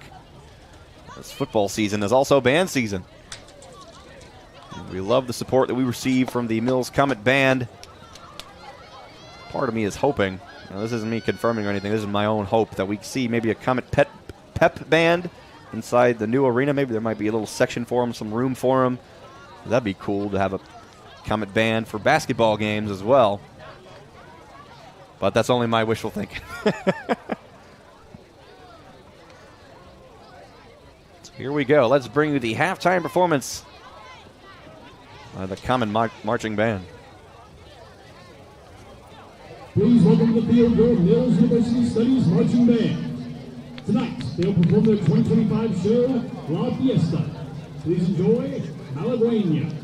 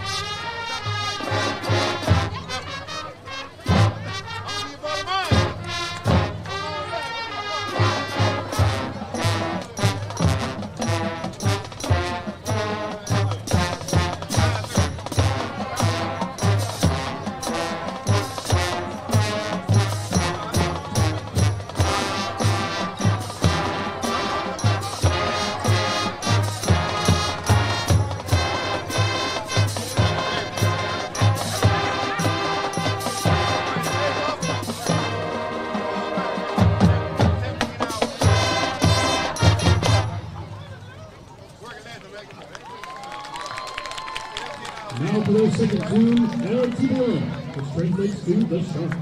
Please enjoy El Tiburon.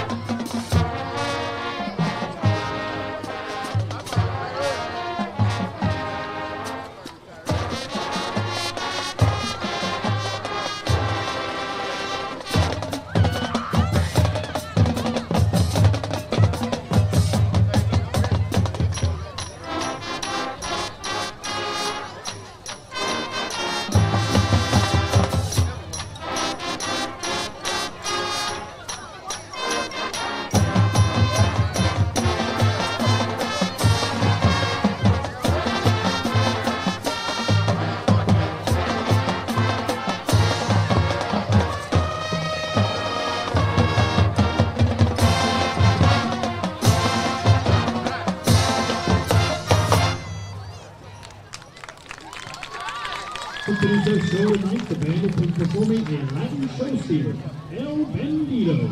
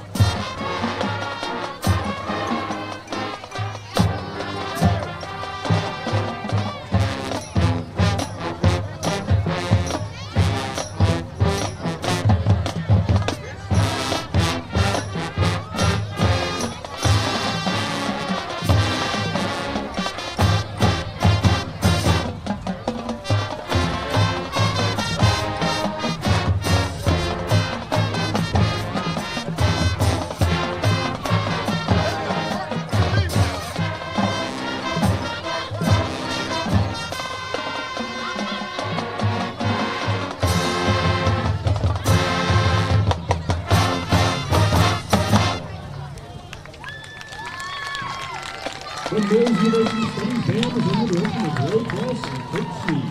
The drum majors are Gustavo Miranda and Ali Tinsley. The co-guard captains are Chandler Stevens and Mateo Price. Thank you for supporting the Mills Band program. As always, go Comets!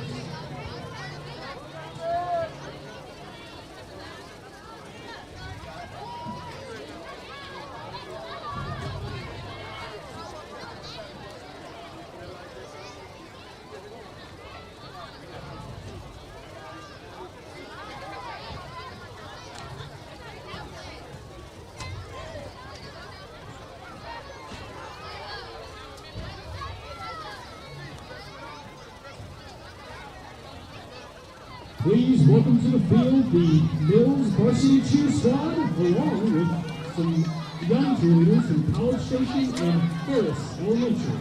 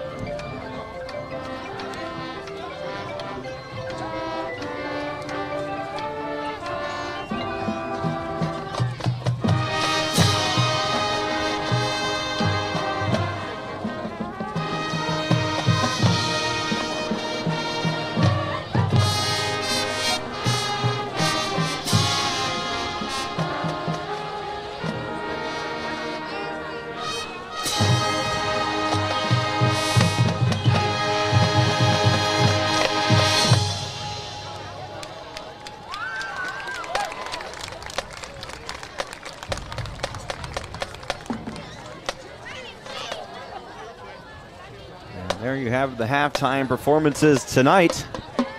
As we just sat back, turned off our microphones, and let the performances do the work. First, the Comet Band and the Comet cheer team, along with a couple of elementary school cheer teams, and the Heber Springs Marching Panther Band they call the Pride of Heber Springs. As the Comets are on the field, at least in the end zone, getting some stretches in, not interrupting that halftime performance, but they were warming up during said performance.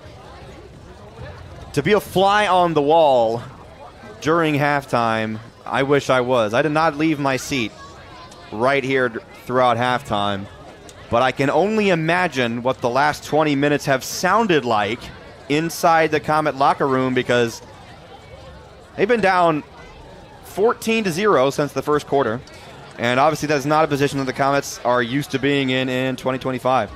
So a tough situation here. Heber Springs won the coin toss and elected to receive the opening kick. They made a statement receiving that kick.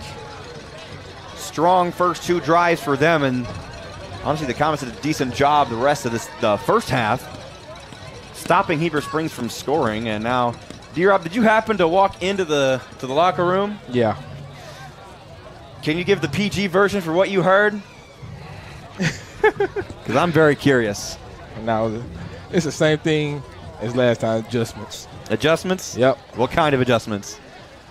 Lining up, staying disciplined, staying home, watch the floor to the play, make plays. Yeah. That's, when all comes down to it, that's all that you can do. Comets are still stretching, but they still have a few seconds on the clock. I don't think they added any time. And no, they will. They will add a couple more minutes to the halftime clock. So we will take it to a quick break and be right back in a minute right here on the Middle Sports Network.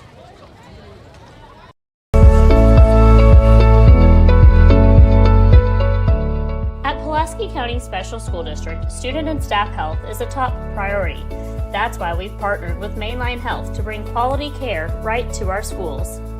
The Mainline Health Clinic at PCSSD offers primary care and behavioral health services, conveniently located behind Mills Middle School. From immunizations and physicals to treatment for illnesses and chronic conditions, we're here to keep students and staff healthy. Need support? Our behavioral health team provides counseling and mental health services right at school, making it easy to get the care you need. No missed class, no extra appointments, just quality care when and where you need it. Quality care right here in PCSSD.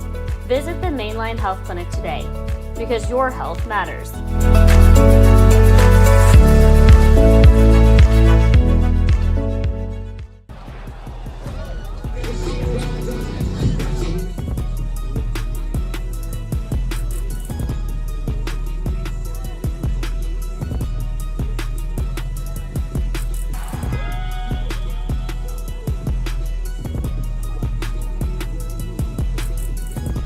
Well, I'm here. D-Rob is not. I think he went and got himself some food during halftime, and he got some for Shanice, the doctor of all of our broadcasts. So he was delivering his Uber Eats, I suppose. Welcome back, birthday boy. Who's that? Only the heart and soul of the Mill Sports Network, I suppose. So we're back, D-Rob. We're winding down here at halftime. They added 3 minutes to the clock, and it's about a minute left. So do you have any last words? You know, just some bright sides going into this first half and what you expect to see from the Comets here. I didn't expect no slouch of a game at all from the East Heber Springs Panthers. Coach Carmichael, he reminded me of like a young Sean McVay. Okay. Yeah. Offensive minded, a lot of motion and a lot of misdirection. But at the end of the day, we have to play Mills coming football. Hey, this is just in the adversity, man. We down 14-0. It's something that we definitely can do. We know the task at hand. We just got to take it one play at a time, and hey, we got to go score. Now, you know, Heber Springs are going to come into the second half with a lot of confidence because, like I said, the Comets haven't seen a score like this, especially not on the other side of it. So they got to feel good about themselves. They've been clicking on all cylinders, been making a lot of moves causing a lot of mistakes for Mills. So the Comets have to just dig deep here. Now they're gonna start the half on offense, at least receiving the kickoff. So they gotta execute properly here and make the most of it. Look at that in the chat. Our guy DeAndre Hood Vision. Yes, in sir. the chat, he's the only man to create highlights and use our audio for it. So we appreciate him for that for sure.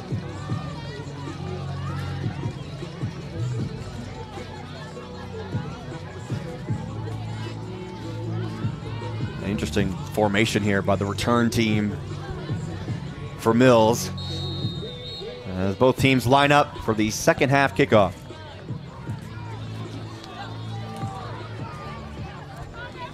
Another pooch kick. Bug comes down with it.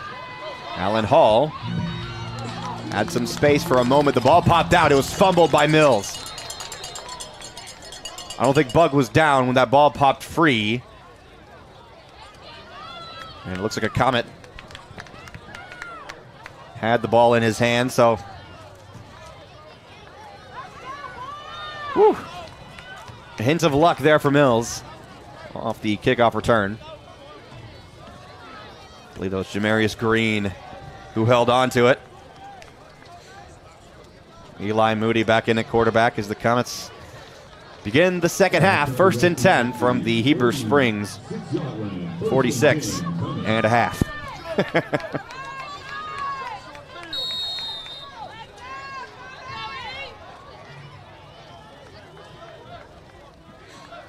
On 1st and 10, a touch pass, a flag on the play. This could be a free play. TJ down the left side to the far sideline at the 40-yard line. Someone is running up the stairs of this press box. It is shaking.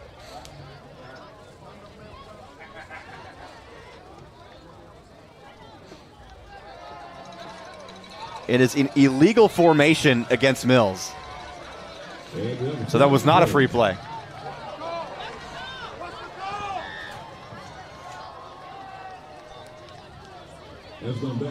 That means somebody wasn't on the line. Yep.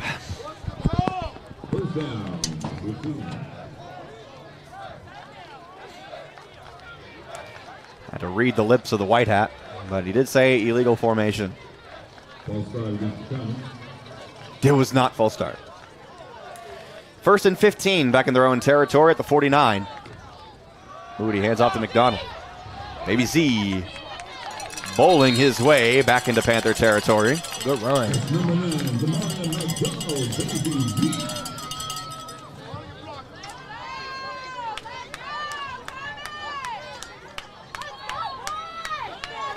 Second down and 8.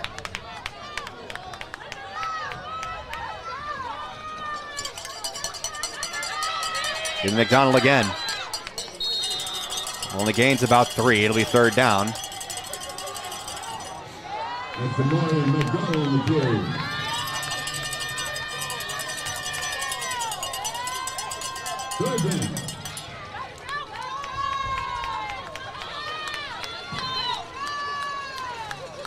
Comets receiving the call from the sideline.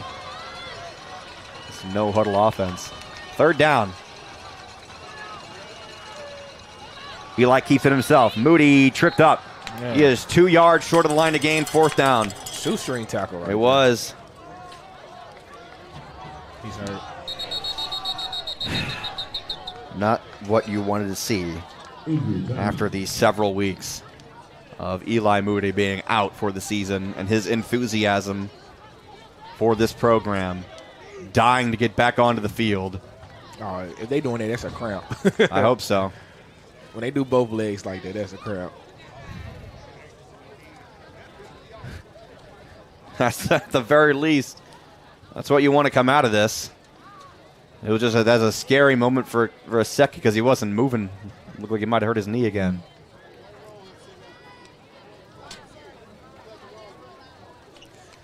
You know, we talked about on the Galaxy Game Day show if the guys were staying hydrated, you know, getting those electrolytes and calcium. You jinxed this. I guess so. But I mean, hey, yeah, it's almost like we've seen it every game. At least once where someone cramps.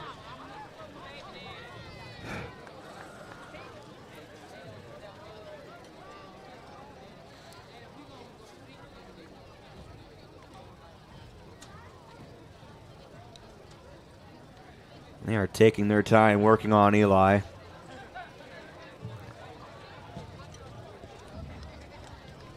Basically using this as a extended timeout, so that tells you all you need to know if Eli's okay or not. See if he walks it off himself. And he is on his feet. He's going to be helped off. Oh, boy. Well, judging by how he's limping, I'm not too confident in saying that's only a cramp. He is walking, though. It's just obvious that he's needing a lot of help.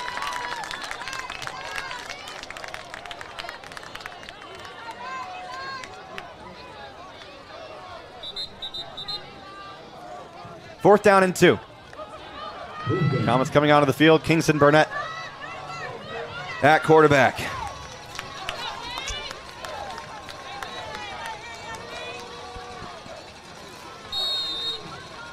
Samarian McDonald in the backfield. They'll give it to him. He doesn't go a yard. He loses 2. Turnover on downs again. Panthers not losing any momentum.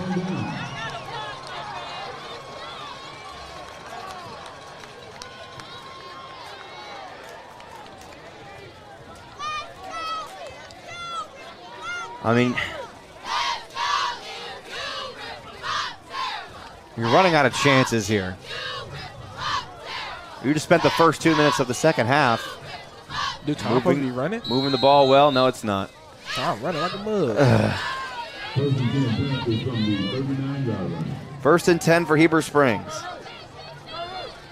The 2 safeties, Mason and Hall, in the backfield looking for any strangeness. Tubbs losing the football. The snap went over his head. He didn't fall on top of it. Picked up by the Comets, and he's going to rumble, and he's going to score. Touchdown, Comets! Touchdown, Comets! Comets on the board, finally! Holy cow! Isaiah Chambers, good morning!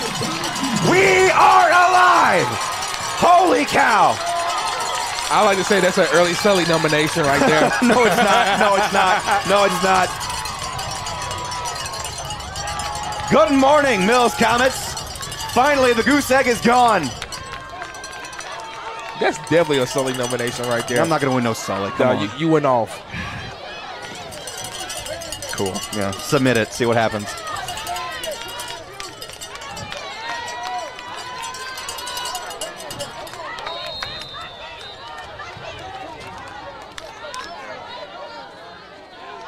Ricardo Maddock. Need I say more? It is a touchdown game. Comets still trailing, but they're on the scoreboard, down 7. Exactly what we needed right there. Exactly what we needed. That is a momentum shifter right there. A high snap flying over Lachlan Tubbs' head. He could not land on top of the football. And Isaiah Chambers showing why that RB is next to DE on the roster. Ooh, bars. Okay. Shut up. Hey.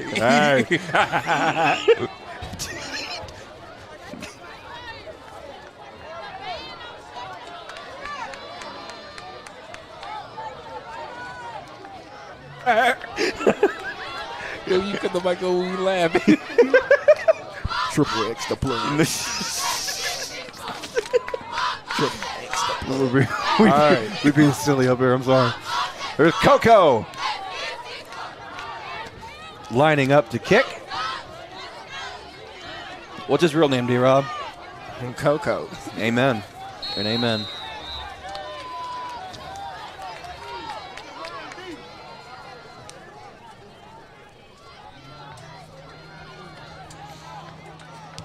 Oh, nice. Booms it. I heard that kick. And he's going to be returning it from the 11. Slips away. Some rough blocks. Man. The Panthers are mad aggressive now after that slip up. They are throwing some hands at the Comets. Man. Now the defense, the Comet defense, has to keep composure, be the cooler heads on the field. It was block stone everywhere on that one. And Heber Springs will start this next drive from their own 26-yard line.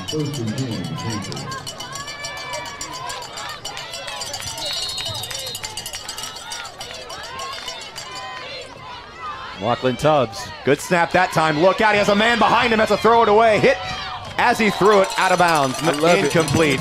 I love it. Edge rushers doing their job now.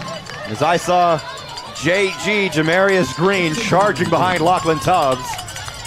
It's good to see him back on the field. It is. I think that was Isaiah Chambers also making the hit during the throw. And now the rumble below us from the Comet fans. Trips to the right. The Comets don't have enough covering guys. They're going to run a screen to the right side, but offsides. How in the world? That's the call. Well, if they blew the play dead, it was a neutral zone infraction, because I think it would have been a free play if it was a regular offside. They got free plays in high school? I thought. Oh. I don't know. All right. Maybe. When you watch a lot of college football, it's hard to keep up. And sir, we've seen a lot of college football. We have. Too much. Oh, too much. I know in Texas they play with college rules. Interesting formation by both receivers. Deuces to both sides. Tubbs with time. Firing deep. Jump ball. Bug was going for it. It was incomplete. That was almost an arm punt.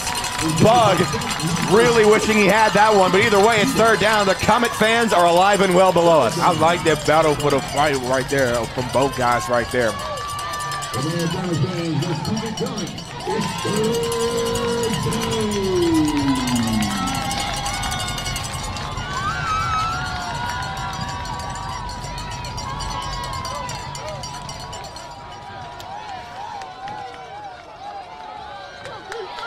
Am I hearing some sirens below us? You hear that? Third down. And 5. Tubbs losing time. He's going to have to throw it quickly if he can get away. He throws it. Looking deep. Intercepted. Cantrell Mason. No, they call it. He's calling out of bounds. They say he's out of bounds. Incomplete out of bounds. They say he was out of bounds. The Comet offense was coming onto the field. It was an incomplete pass, and here, offense making their way off. The defense got to get set now because it's fourth down and 5 for Heber Springs. The whole offense was ready. They were. Oh, they were ecstatic.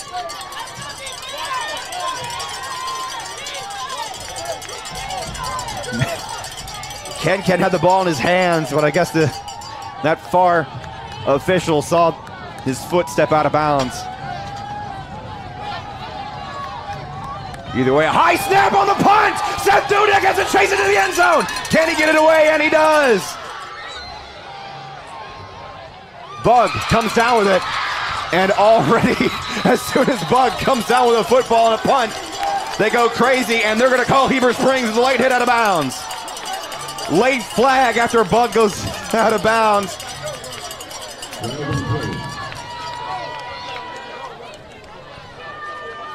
That still was an amazing punt. That was an amazing punt. As that was another high snap, he had to kick that away from the goal line. I think he's lucky that the Comets weren't running full speed towards him. He still flipped the field on that one. He did. And it was a great concentration by him. Mm-hmm. Didn't panic. Discussion with the officials. Personal foul against Heber Springs. I apologize, we haven't even mentioned any out-of-town scores, but this game has been so intense, we might not get to it soon. Comets in Panther territory. I saw Eli Moody was jogging out after the interception call, but now Kingston Burnett is on the field. I see Eli chilling out on his feet on the sideline. He is okay. McDonald, right side, running full speed. Oh, a hard hit. Helmet to helmet? Almost. I don't think it was a targeting, though. That was Max Zentel helmet to helmet, if everything. It was a bang-bang play. Gain of 4 to the 40-yard line. Second down 6.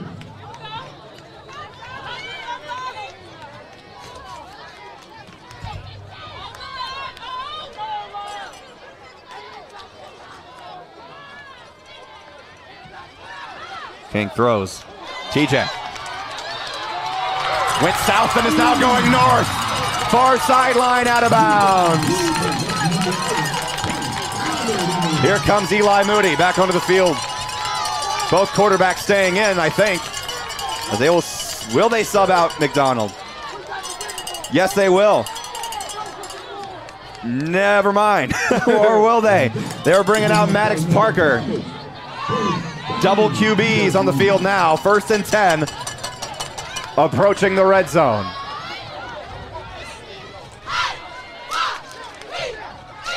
King handing off to Eli. Moody hurdles a man. Cleanly jumped him, but we have a flag. What is that? Illegal jumping? Can you not hurdle in high school? I think that's a rule. Oh, yeah.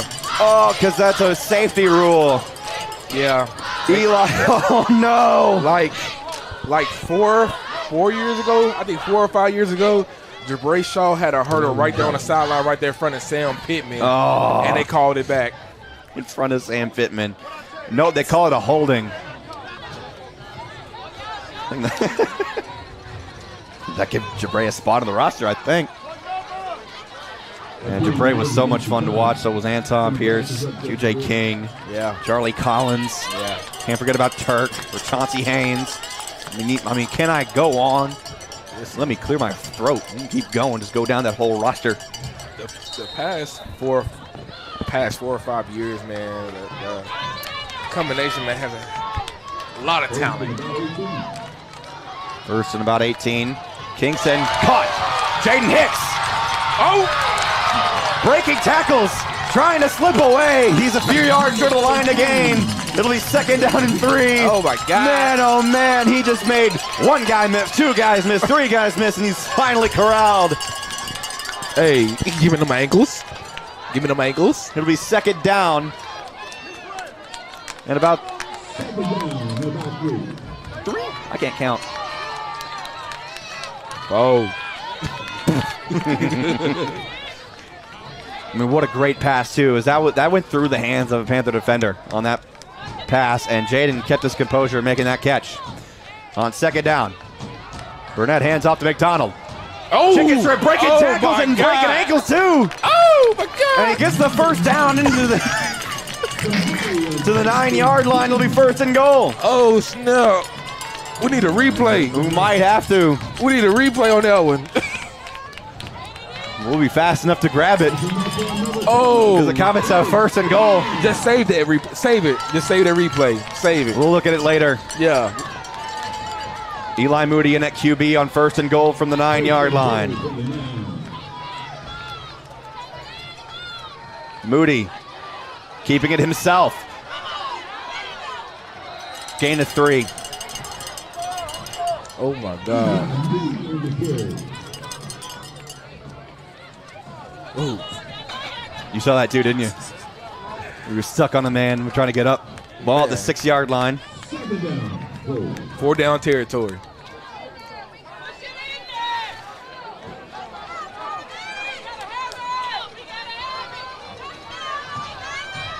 Moody. To TJ. Talbot. Touchdown! TJ Talbot with a 6-yard run. I like the ambulance. The paramedics, every time we score a touchdown, they do they like. Really? I haven't noticed. Hey, here we go.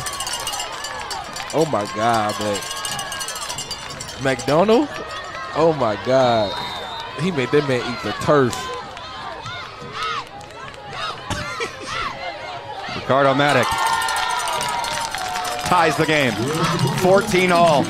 But the Comets were down 14-0 going into the 2nd quarter. Here we are in the 3rd quarter, tied at 14 apiece. Love it.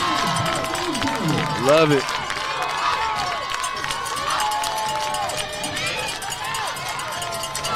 Defense should be fired up after that. They came up with a big-time stop, forcing Heber Springs to punt it for the first time. What a good punt, too. Seth Dudek had the snap fly over his head. It went back to the goal line. And one thing Coach Hicks did say during halftime, he said that offense is going to feed off their defense. And he's right, and they showing it right here.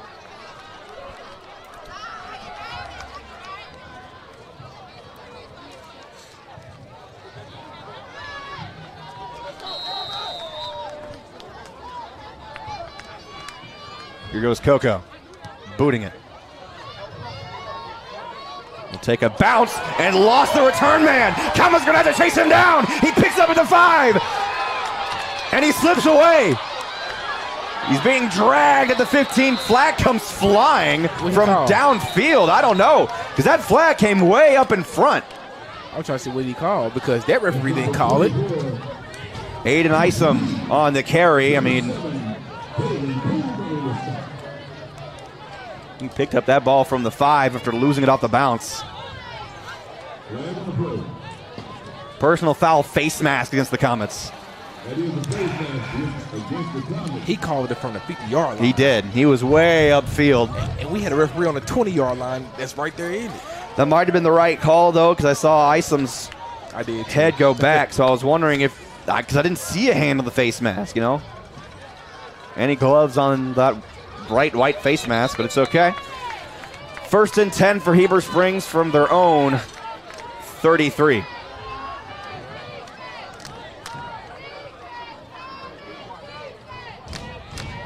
Well, the Comets know what formation they're supposed to be on defense. They're shouting something out. Waiting for confirmation from the officials, and here we go.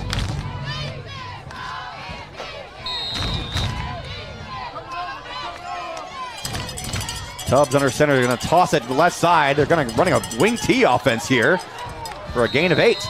Make it 9. Comets were not ready for that. I mean, they went with a flying wedge. They gave it to Emmett Dwyer.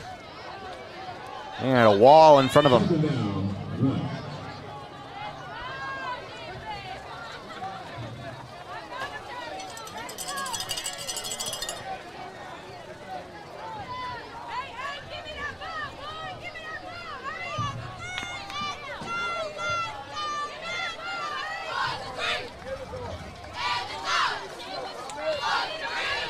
Tubbs under center again.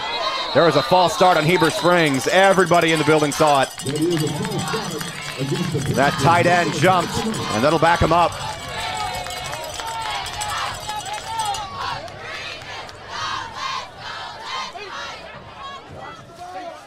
They were running that same formation again.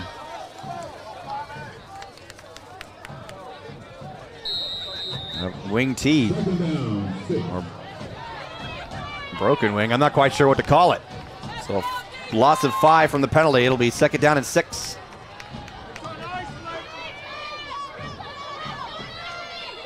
Trying to go with a QB sneak. Only going to give him about 2 yards. It'll be 3rd down and about 3 or 4. Who's going to be the more physical ball club here? They spot the ball at the 39. 1, 2, 3, 4. It was in my bank account. My bad. Be quiet. I wish. 3rd down and 4. Lachlan is trying to make the Comets jump, and they don't. Get the audible from the sideline.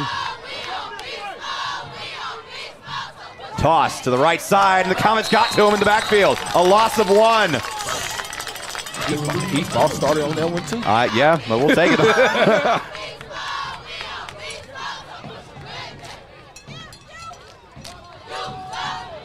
I think they're keeping their offense out on the field. They're confident with what they got. Or do they? Yep, they're going to bring Seth Dudek back. However, watch for trickery here. Do not be fully confident that they're not going to fake it here. On 4th and 5. They might have some sort of fumble-rooski going here. Yeah, and the Comets are looking ready to cover anybody. Dudek, a high snap. He punts it away. Bug, not calling for a fair catch and slips away. Slips the first tackler. Flag on the play. For what? Bug is tackled out of bounds. I didn't see that one. I mean, he shot that flag straight up into the air on the opposite end of the field from where Bug was running. Let's see. Sideline warning against the Comets. Okay. I'm not going to argue with that because there's a good chance that the Comets got a bit too excited. 1st and 10 for Mills from their own 41. Moody back in at quarterback.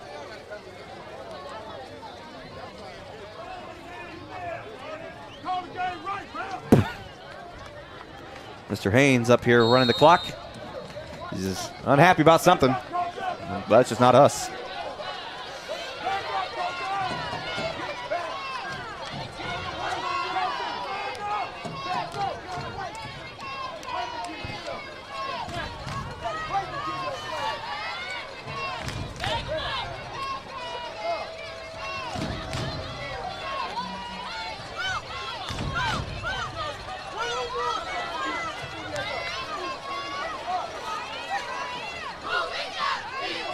Eli takes the snap.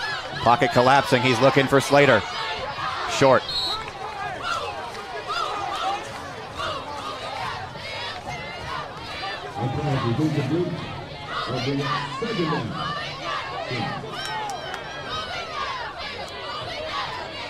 If we're looking for matchups, I would definitely put Slater on the other side.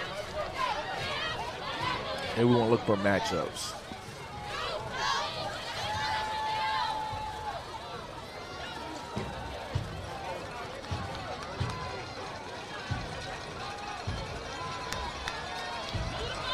Moody calling his shots from the field in the shotgun with McDonald. He gives to Chicken Strip. And Baby Z is chopping up a lot of defenders there. Man, that was a big convoy right there in front of him. I mean, it was, and great. I mean, it was one thing that he was juking, but he was keeping his acceleration going as he did so, and that gave the Comets a first down, about 11-yard gain. 3 yards into Panther territory. That's one thing about Chicken Strip, man. You look at him, and you like, you get on that field. You get on that field with it. It's a whole nother different ball What game. did you say? Shaky. TJ in motion. It was a Marion again. McDonald found a hole, but probably because of the hold. That's the only reason I can assume why there's flags. And they do call another holding. Against the Comets.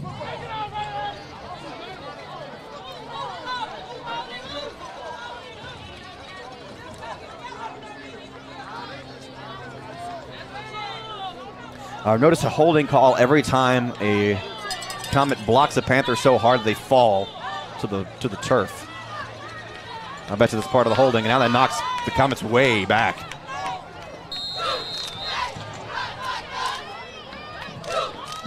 First and 20.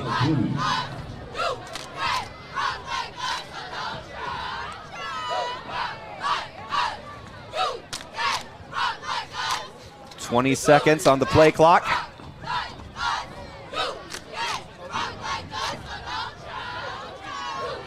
Eli Moody taking his time. 10 seconds now and counting. 7, 6, 5, 4. Moody to throw. Eli looking for a home run and incomplete. He was looking for Jaden Hicks, but Hicks was in double coverage. And second down. I'll stop the clock at 50.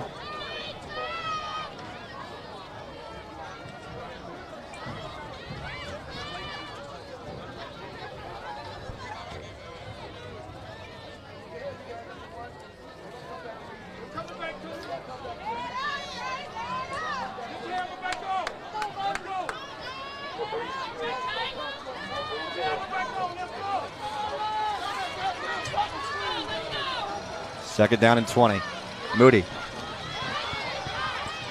Throws it on the out route to TJ Talbot. Tackle to the 50-yard line. Clock will keep rolling with 43 and counting here in the third.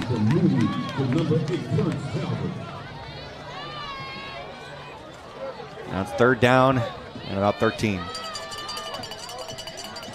Third down, 14.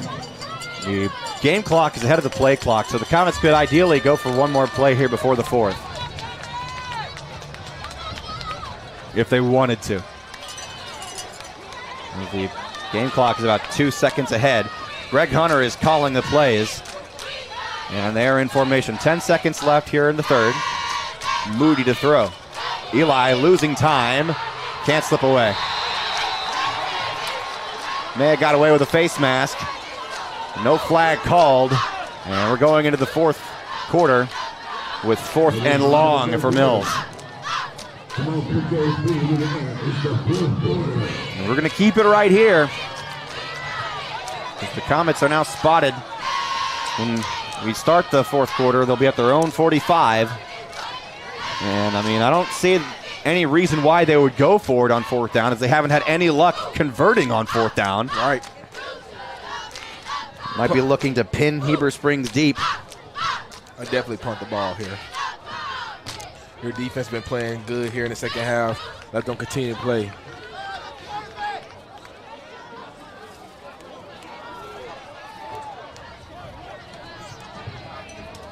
Hey, man, how about a big shout out for those Comet cheerleaders?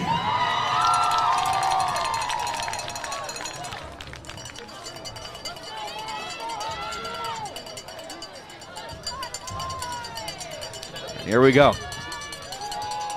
We've got a game here going into the fourth quarter. 12 minutes. All on the line here. Looks like the Comets are coming out in punt formation. Eli Moody will be back with protection in front of him.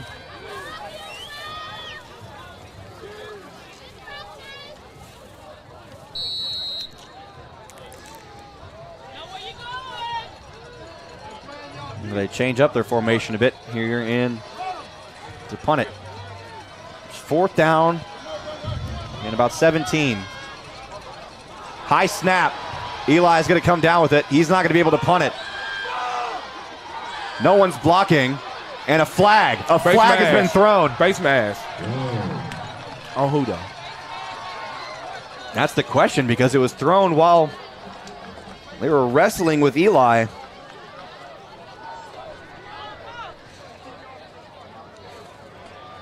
What penalty is it? Is a spot of the foul penalty? Is a spot of the ball penalty?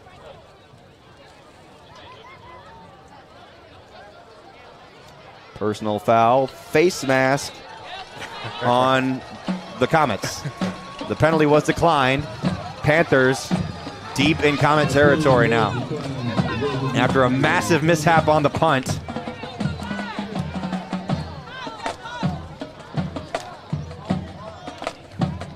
Defense seemed to dig deep here.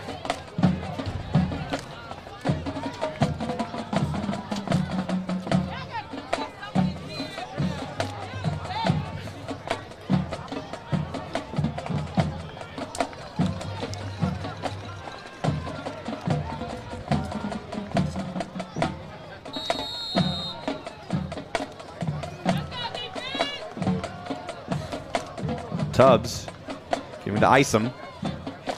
And a gain of 2. Good start right there. Oh, a 2-yard gain. Panthers keeping it on the ground to move the clock. Try to keep. They want Eli Moody off the field as much as they can. 2nd and 8. Late substitution here. I think they needed an 11th man. Tubbs handing him out to Isom again. Right side, slips away and knocked down by Cortez Carter, who might have got the first down, if not just short, and he is a yard short. Come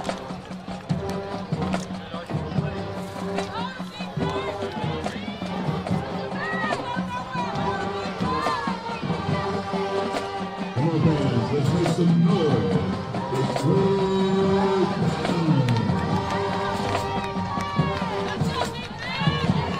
Third and 1. 2 receivers to the left, a lone man on the right. They bunch up in formation on the offensive line. They bring Couple of shifts there. And off the ice, and he gets the first down. He's a small guy, hard to bring down. He's slippery too. Can't see him. No, he is down at the 12-yard line to move the chains. If the chain crew wakes up.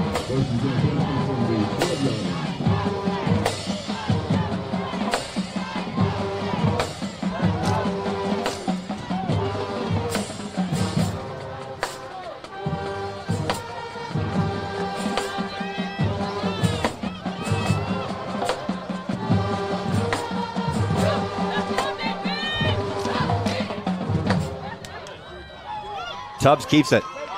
He's met. Swarmed for a yard loss. And the Panthers have been running the ball very well here. They tried to fake the handoff. The Comet defense doing a good job watching the football. I'm not surprised every time they try to pound it from the ground. They've been moving the ball the best using that method. 2nd down and 12.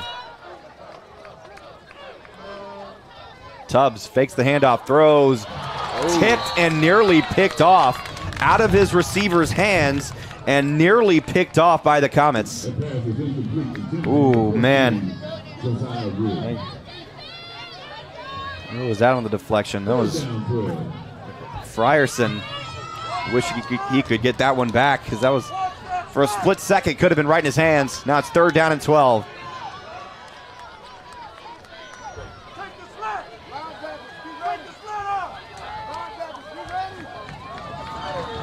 Third down. Tubbs keeps it, rolling out to his left. Losing time, has to fire to the end zone. Tip ball. Incomplete. It was a jump ball for a moment. Could have been anybody's football. Now it's 4th down. We'll bring out the field goal unit. Good job by the Comets getting Jaden Hicks under control over there.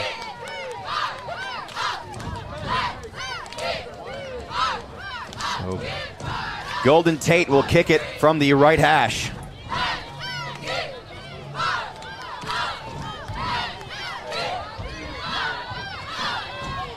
And being a Tate, it's expected he's a really, really good kicker, just like older brother Gideon. Tubbs holding. Kick is up. Looks good. And it is a 3-point lead for Heber Springs. Hey, I take it. Yeah. I take it. Better than the touchdown.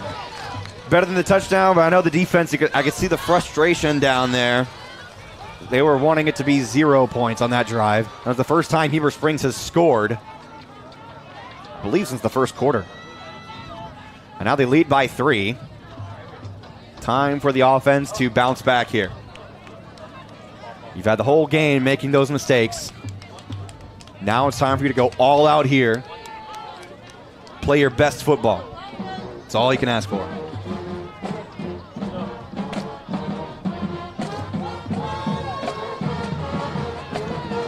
That was a good defensive stand, though, despite the punt that went completely wrong and a face mask call on Eli Moody.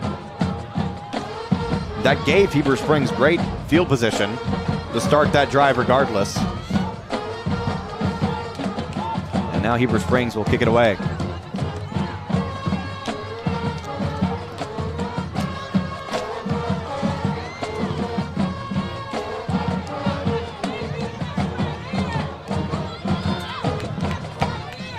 Hands team.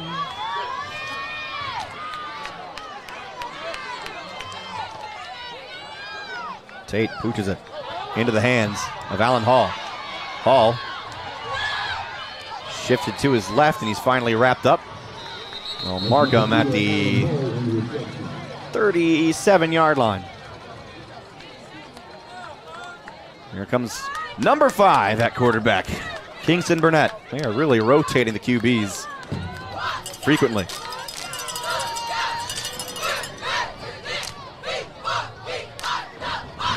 We haven't seen many holes in this Heber Springs defense. It seems like no matter what the Comets can do, Heber Springs, for the most part, is ready for it.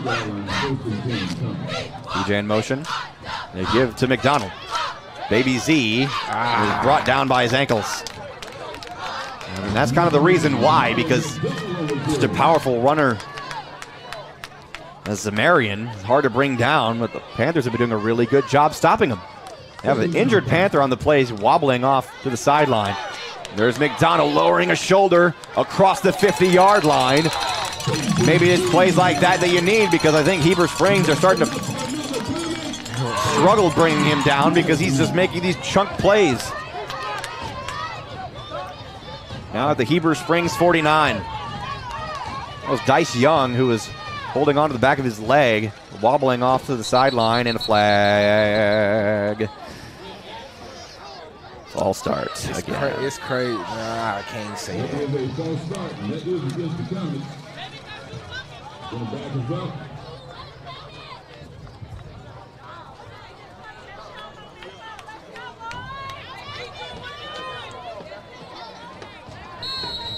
First and 15. So it'll be 1st and 15. Didn't even get a snap in Panther territory there.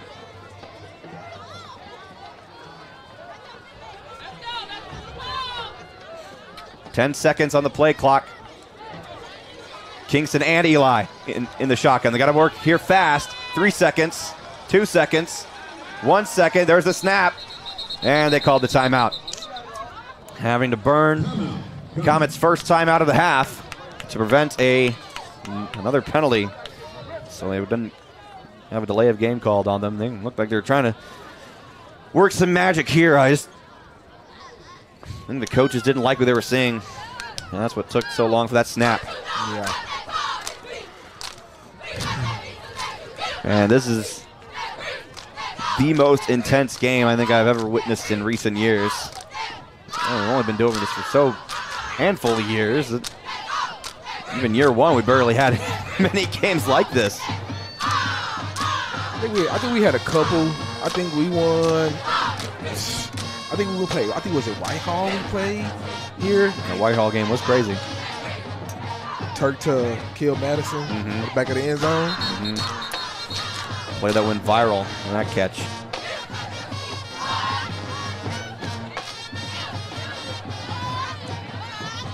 I could speak some games with different results, but I will not. They keep both quarterbacks in, Burnett and Moody, on 1st and 15. Hand it off to Moody, and they bring him down by the ankles again. I think that's the main way that they've been tackling the Comets here tonight, is they know they can certified ankle biters. They can execute off of that no hurdling rule. Second down, 14. About a gain of 2, 2nd and 13. You do something here. Clock is moving at 6:45 and counting. Kingston's going to throw. Incomplete. And I think that might have been a legal hit. I don't know. Josiah Riggs lowered his shoulder, hitting TJ Talbot as he was diving for the ball. It was a shoulder-to-shoulder hit. And maybe some Comet fans wanted a pass interference, but that would not have been the case. That was a tough catch to make, too, if you were TJ. Now it's 3rd down and 13.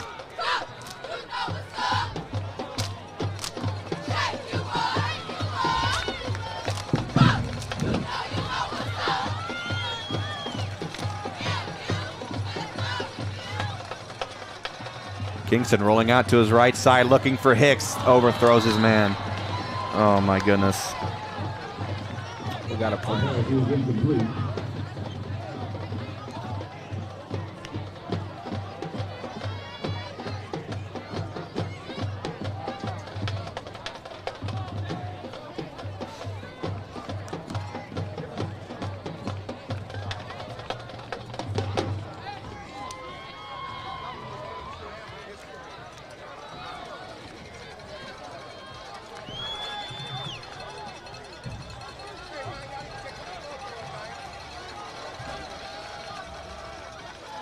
Eli gets the punt away that time.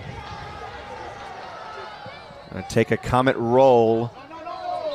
to about the 20. Some fans not wanting TJ to pick up the ball. You gotta let it roll. Yeah. You gotta see which direction it's gonna roll. I think it had a good spin on it, too. It could have kept going more yards in favor of the Comets. Could have pinned the Panthers inside the red zone.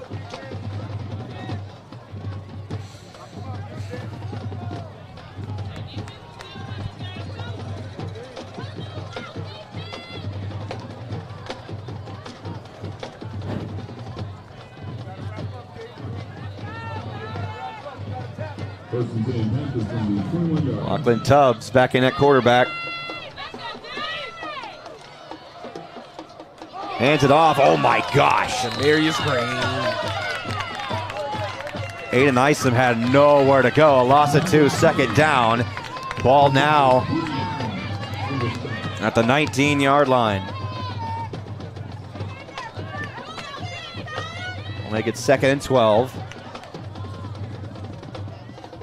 Second down, about 12. Panthers taking their time calling the plays. They've been playing with so much physicality from the offensive line. That's been a big factor for why they're in the lead tonight. Low snap. Tubbs has to fall on top of it. Another loss of yards. Back to the 15-yard line. 3rd and long. This is what we want right here. We gotta watch for them double screen plays right here. Here we go, fans. Let's make some noise. It's third down.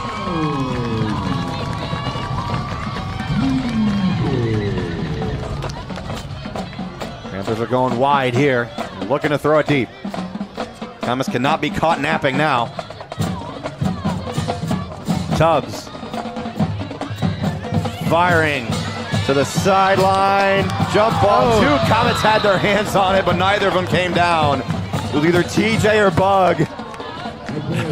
And they tap each other up regardless. 4th and long. That was a big return right there. Yep. That was a huge defensive stand.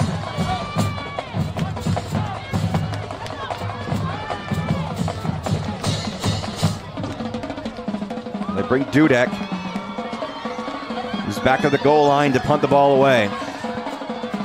Comets watching for a fake here. Heber Springs needing an extra man on the field. That would have been disastrous for them if they had a disadvantage. High snap.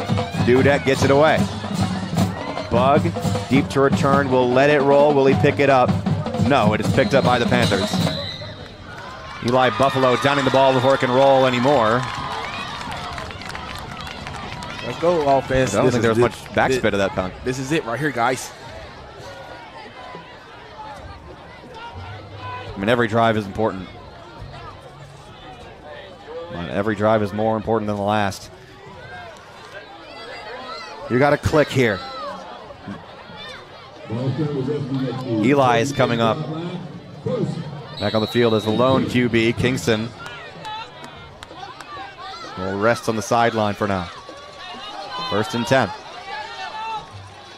And off to McDonald. Another shoestring tackle. That's what they go for every time that a Comet's running with the ball. They just die for the ankles, really.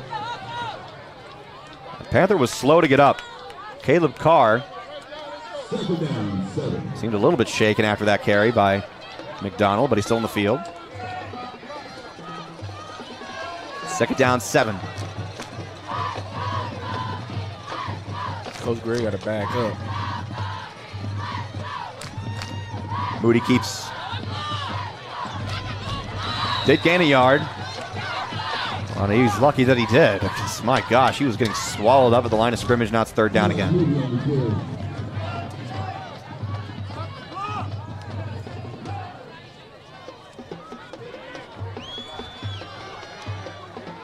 Third down, about 6.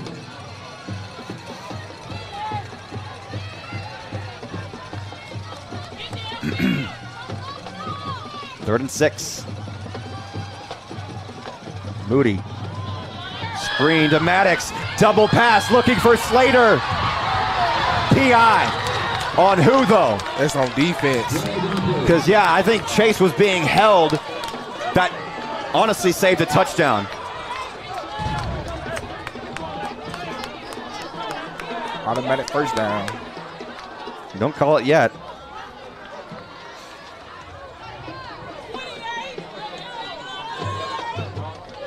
It's just a 15-yard penalty. It's not like the NFL. It's not a spot foul.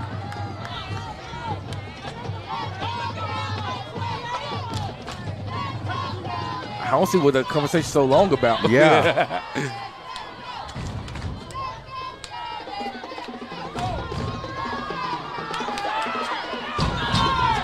What are they still discussing? What? Oh, he called on us. All set. He called on both of us. Wait, what was that a, huh? What was the penalty on the Comets? It wasn't a pass interference, but they called that intentional grounding? What? Oh, I am confused. Because Chase, I mean, I don't think they penalized him for anything because he had to kind of just scramble away from his defender. Because he was being hugged pretty much.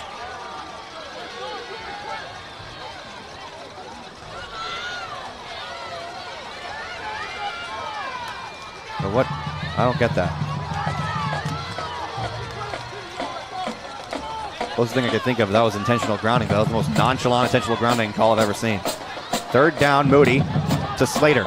Slater got to get upfield to get the first down, buddy, and he does. You got to hold the ball. Yeah, he was holding it like a breadbasket for a moment, but Chase Slater, the Slim Reaper, gets a first down. So he redeems himself. Not like he needed to, though. He got himself a catch.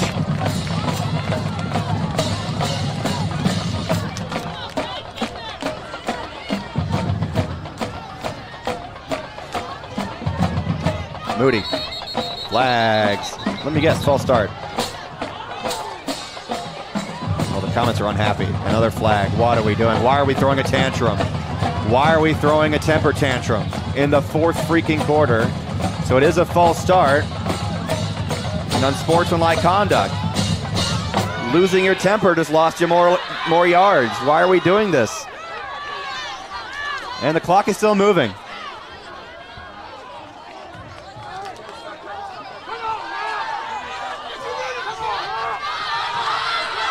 Everyone is not happy with the clock operator because it kept rolling. There was no play done. The clock just rolled.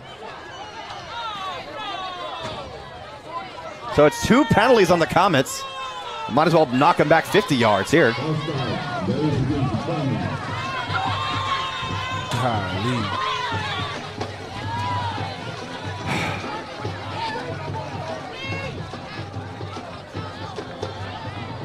I mean, just a snafu. I think the Comets are wanting the clock operator to push the clock up because it didn't need to move. It went down like 15 seconds.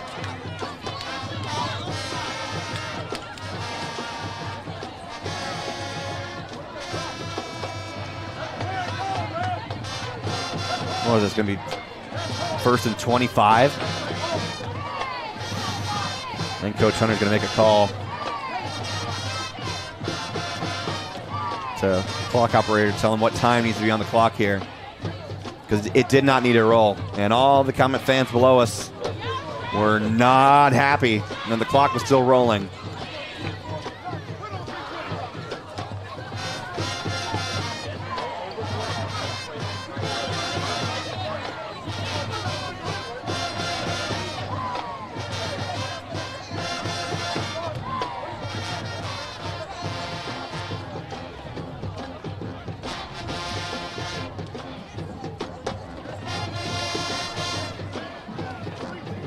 .250 is where they reset the clock. So I was right, they did lose like 15 seconds.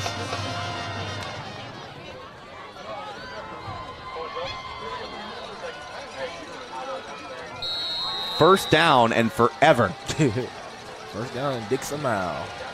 Comets have to get to the Heber Springs 23 for a first down, and they're at their own 47. Running end around to TJ Talbot. Talbot, far sideline flag. It's going to be a hold. There's going to be a hold. It's going to be a hold against the Comets because, of course, it is.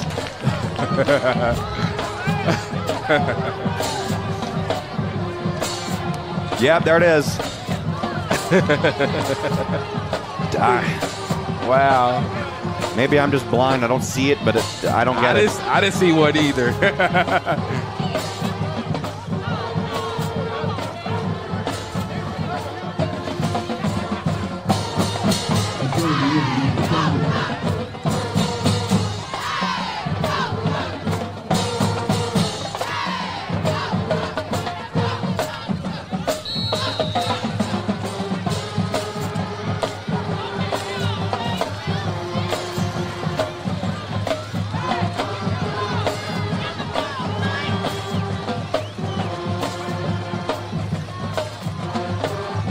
On the play clock. I think Eli's arguing with Coach Hunter about what the play call is. Got to be quick here. 10 seconds. Got to move. Got to move. PJ in motion. 3 seconds. Eli gets the snap. Looking for the home run ball. Chase Slater is there. Drop.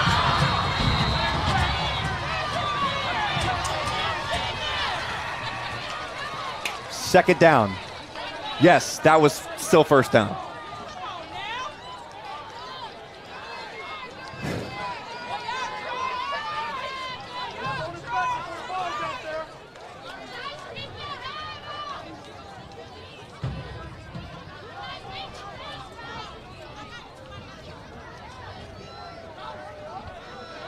Second down.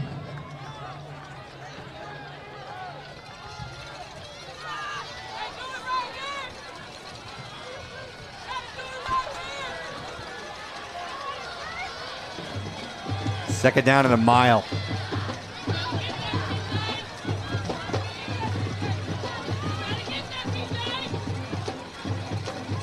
Ernest Haynes in motion. Eli looks to throw, no time. He is sacked way deep in the backfield. Everything that could go wrong has gone wrong for Mills tonight. And now a timeout. I mean, I don't even know what to say anymore because it's been mistake after mistake after mistake. And what you're going to need to do here, just no matter what happens within these next 2 minutes, 20 seconds. I mean, shoot, over the next week, you have to look at yourself in the mirror and say, what did we do?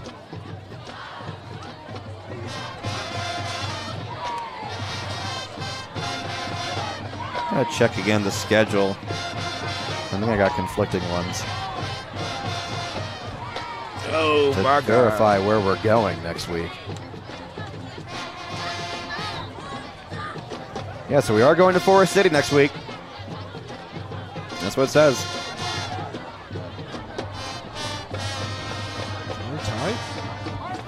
Oh, we traveled back-to-back weeks.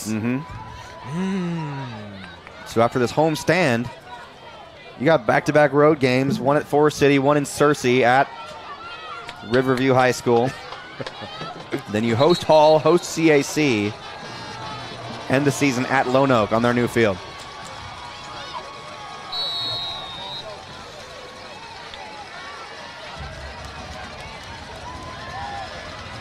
Third down and forever. Eli's going to throw. Losing time again, losing the ball. Somehow picked up by the Comets. Lost the ball again. Out of bounds. I mean, this could not have been a worse drive.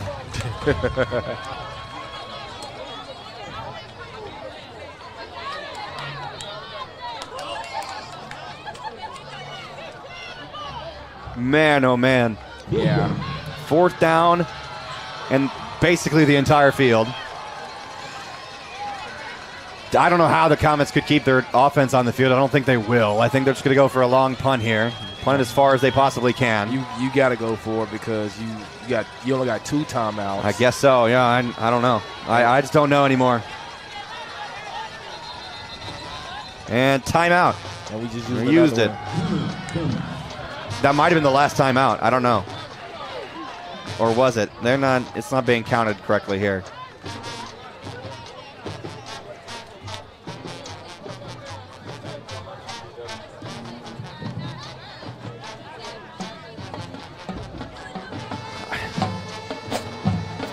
All around, this has just been a very flat game. The defense has been doing great.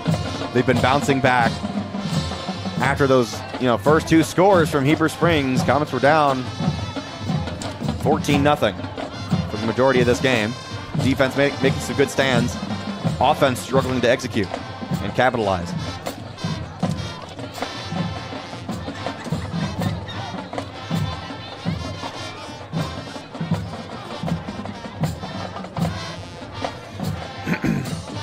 All you can do now is, despite the outcome of this game, you got to look deep into that mirror.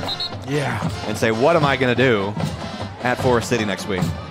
What do you do at Forest City next week? Because this has been just sloppy all around. And now a miracle is being prayed for here. I can't count that high, the down and distance, D-Rob. I mean, it's ball at the Comets' own 23. They got to get to the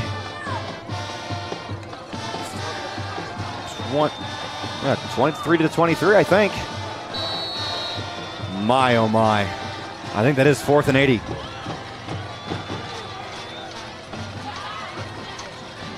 Five wide. Kingston alone in the backfield. Panthers bringing a 3-man rush. Everybody else in the backfield. And 3-man rush gets to him. Ball is on the ground. Play is not dead. Picked up by no lineman. That's a forward pass. Still picked up and ball on the ground. And that entire play defines the game for the Mills Comets. Heber Springs going to come away with a big-time conference win tonight. Upsetting number 2 in 4A. Everybody doubted them in this game. And it felt like Mills came into this game as if they already won it. Yeah.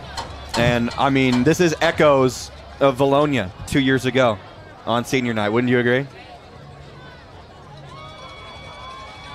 And a late flag, and, oh, man, just emotions. Tantrum after tantrum. You got a bunch of young guys. Yeah. Man.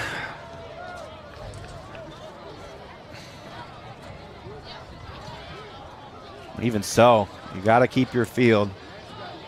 The official pointed at Corday Ratliff, signaling he is ejected. Corday Ratliff has been thrown out of the game specifically.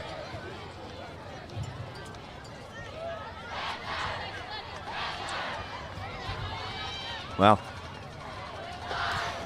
of all the teams I didn't want to beat Mills, why did it have to be this? Oh. I think I'm going to church Sunday, D-Rob. I need to make some. You should go to church every Sunday. I'm definitely going this Sunday, though, because I think I need some forgiveness or something.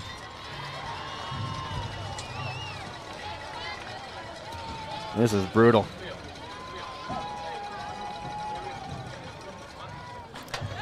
All you can say is look yourself in the mirror after tonight. Figure out what in the world happened during this game, because it was all. I mean, it's a team effort. I'm not going to blame a single person because there's not a single person to blame here.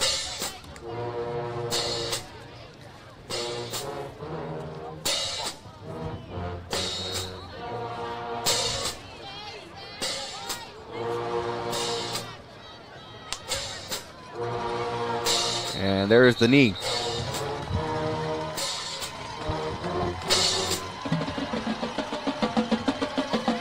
Next week is going to be massive if you're the Mills Comets.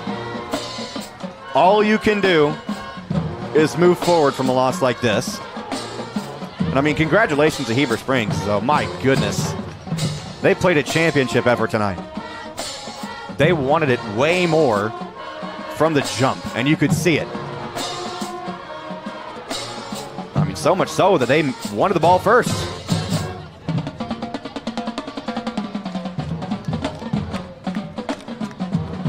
There's the knee.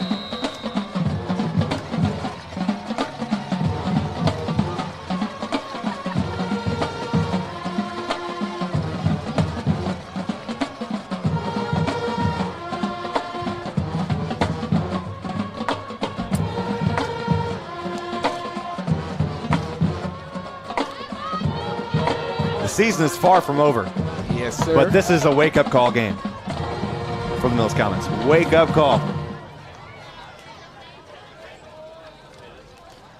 The 1-0 mentality, I don't even think was even in effect tonight, to be completely honest with you.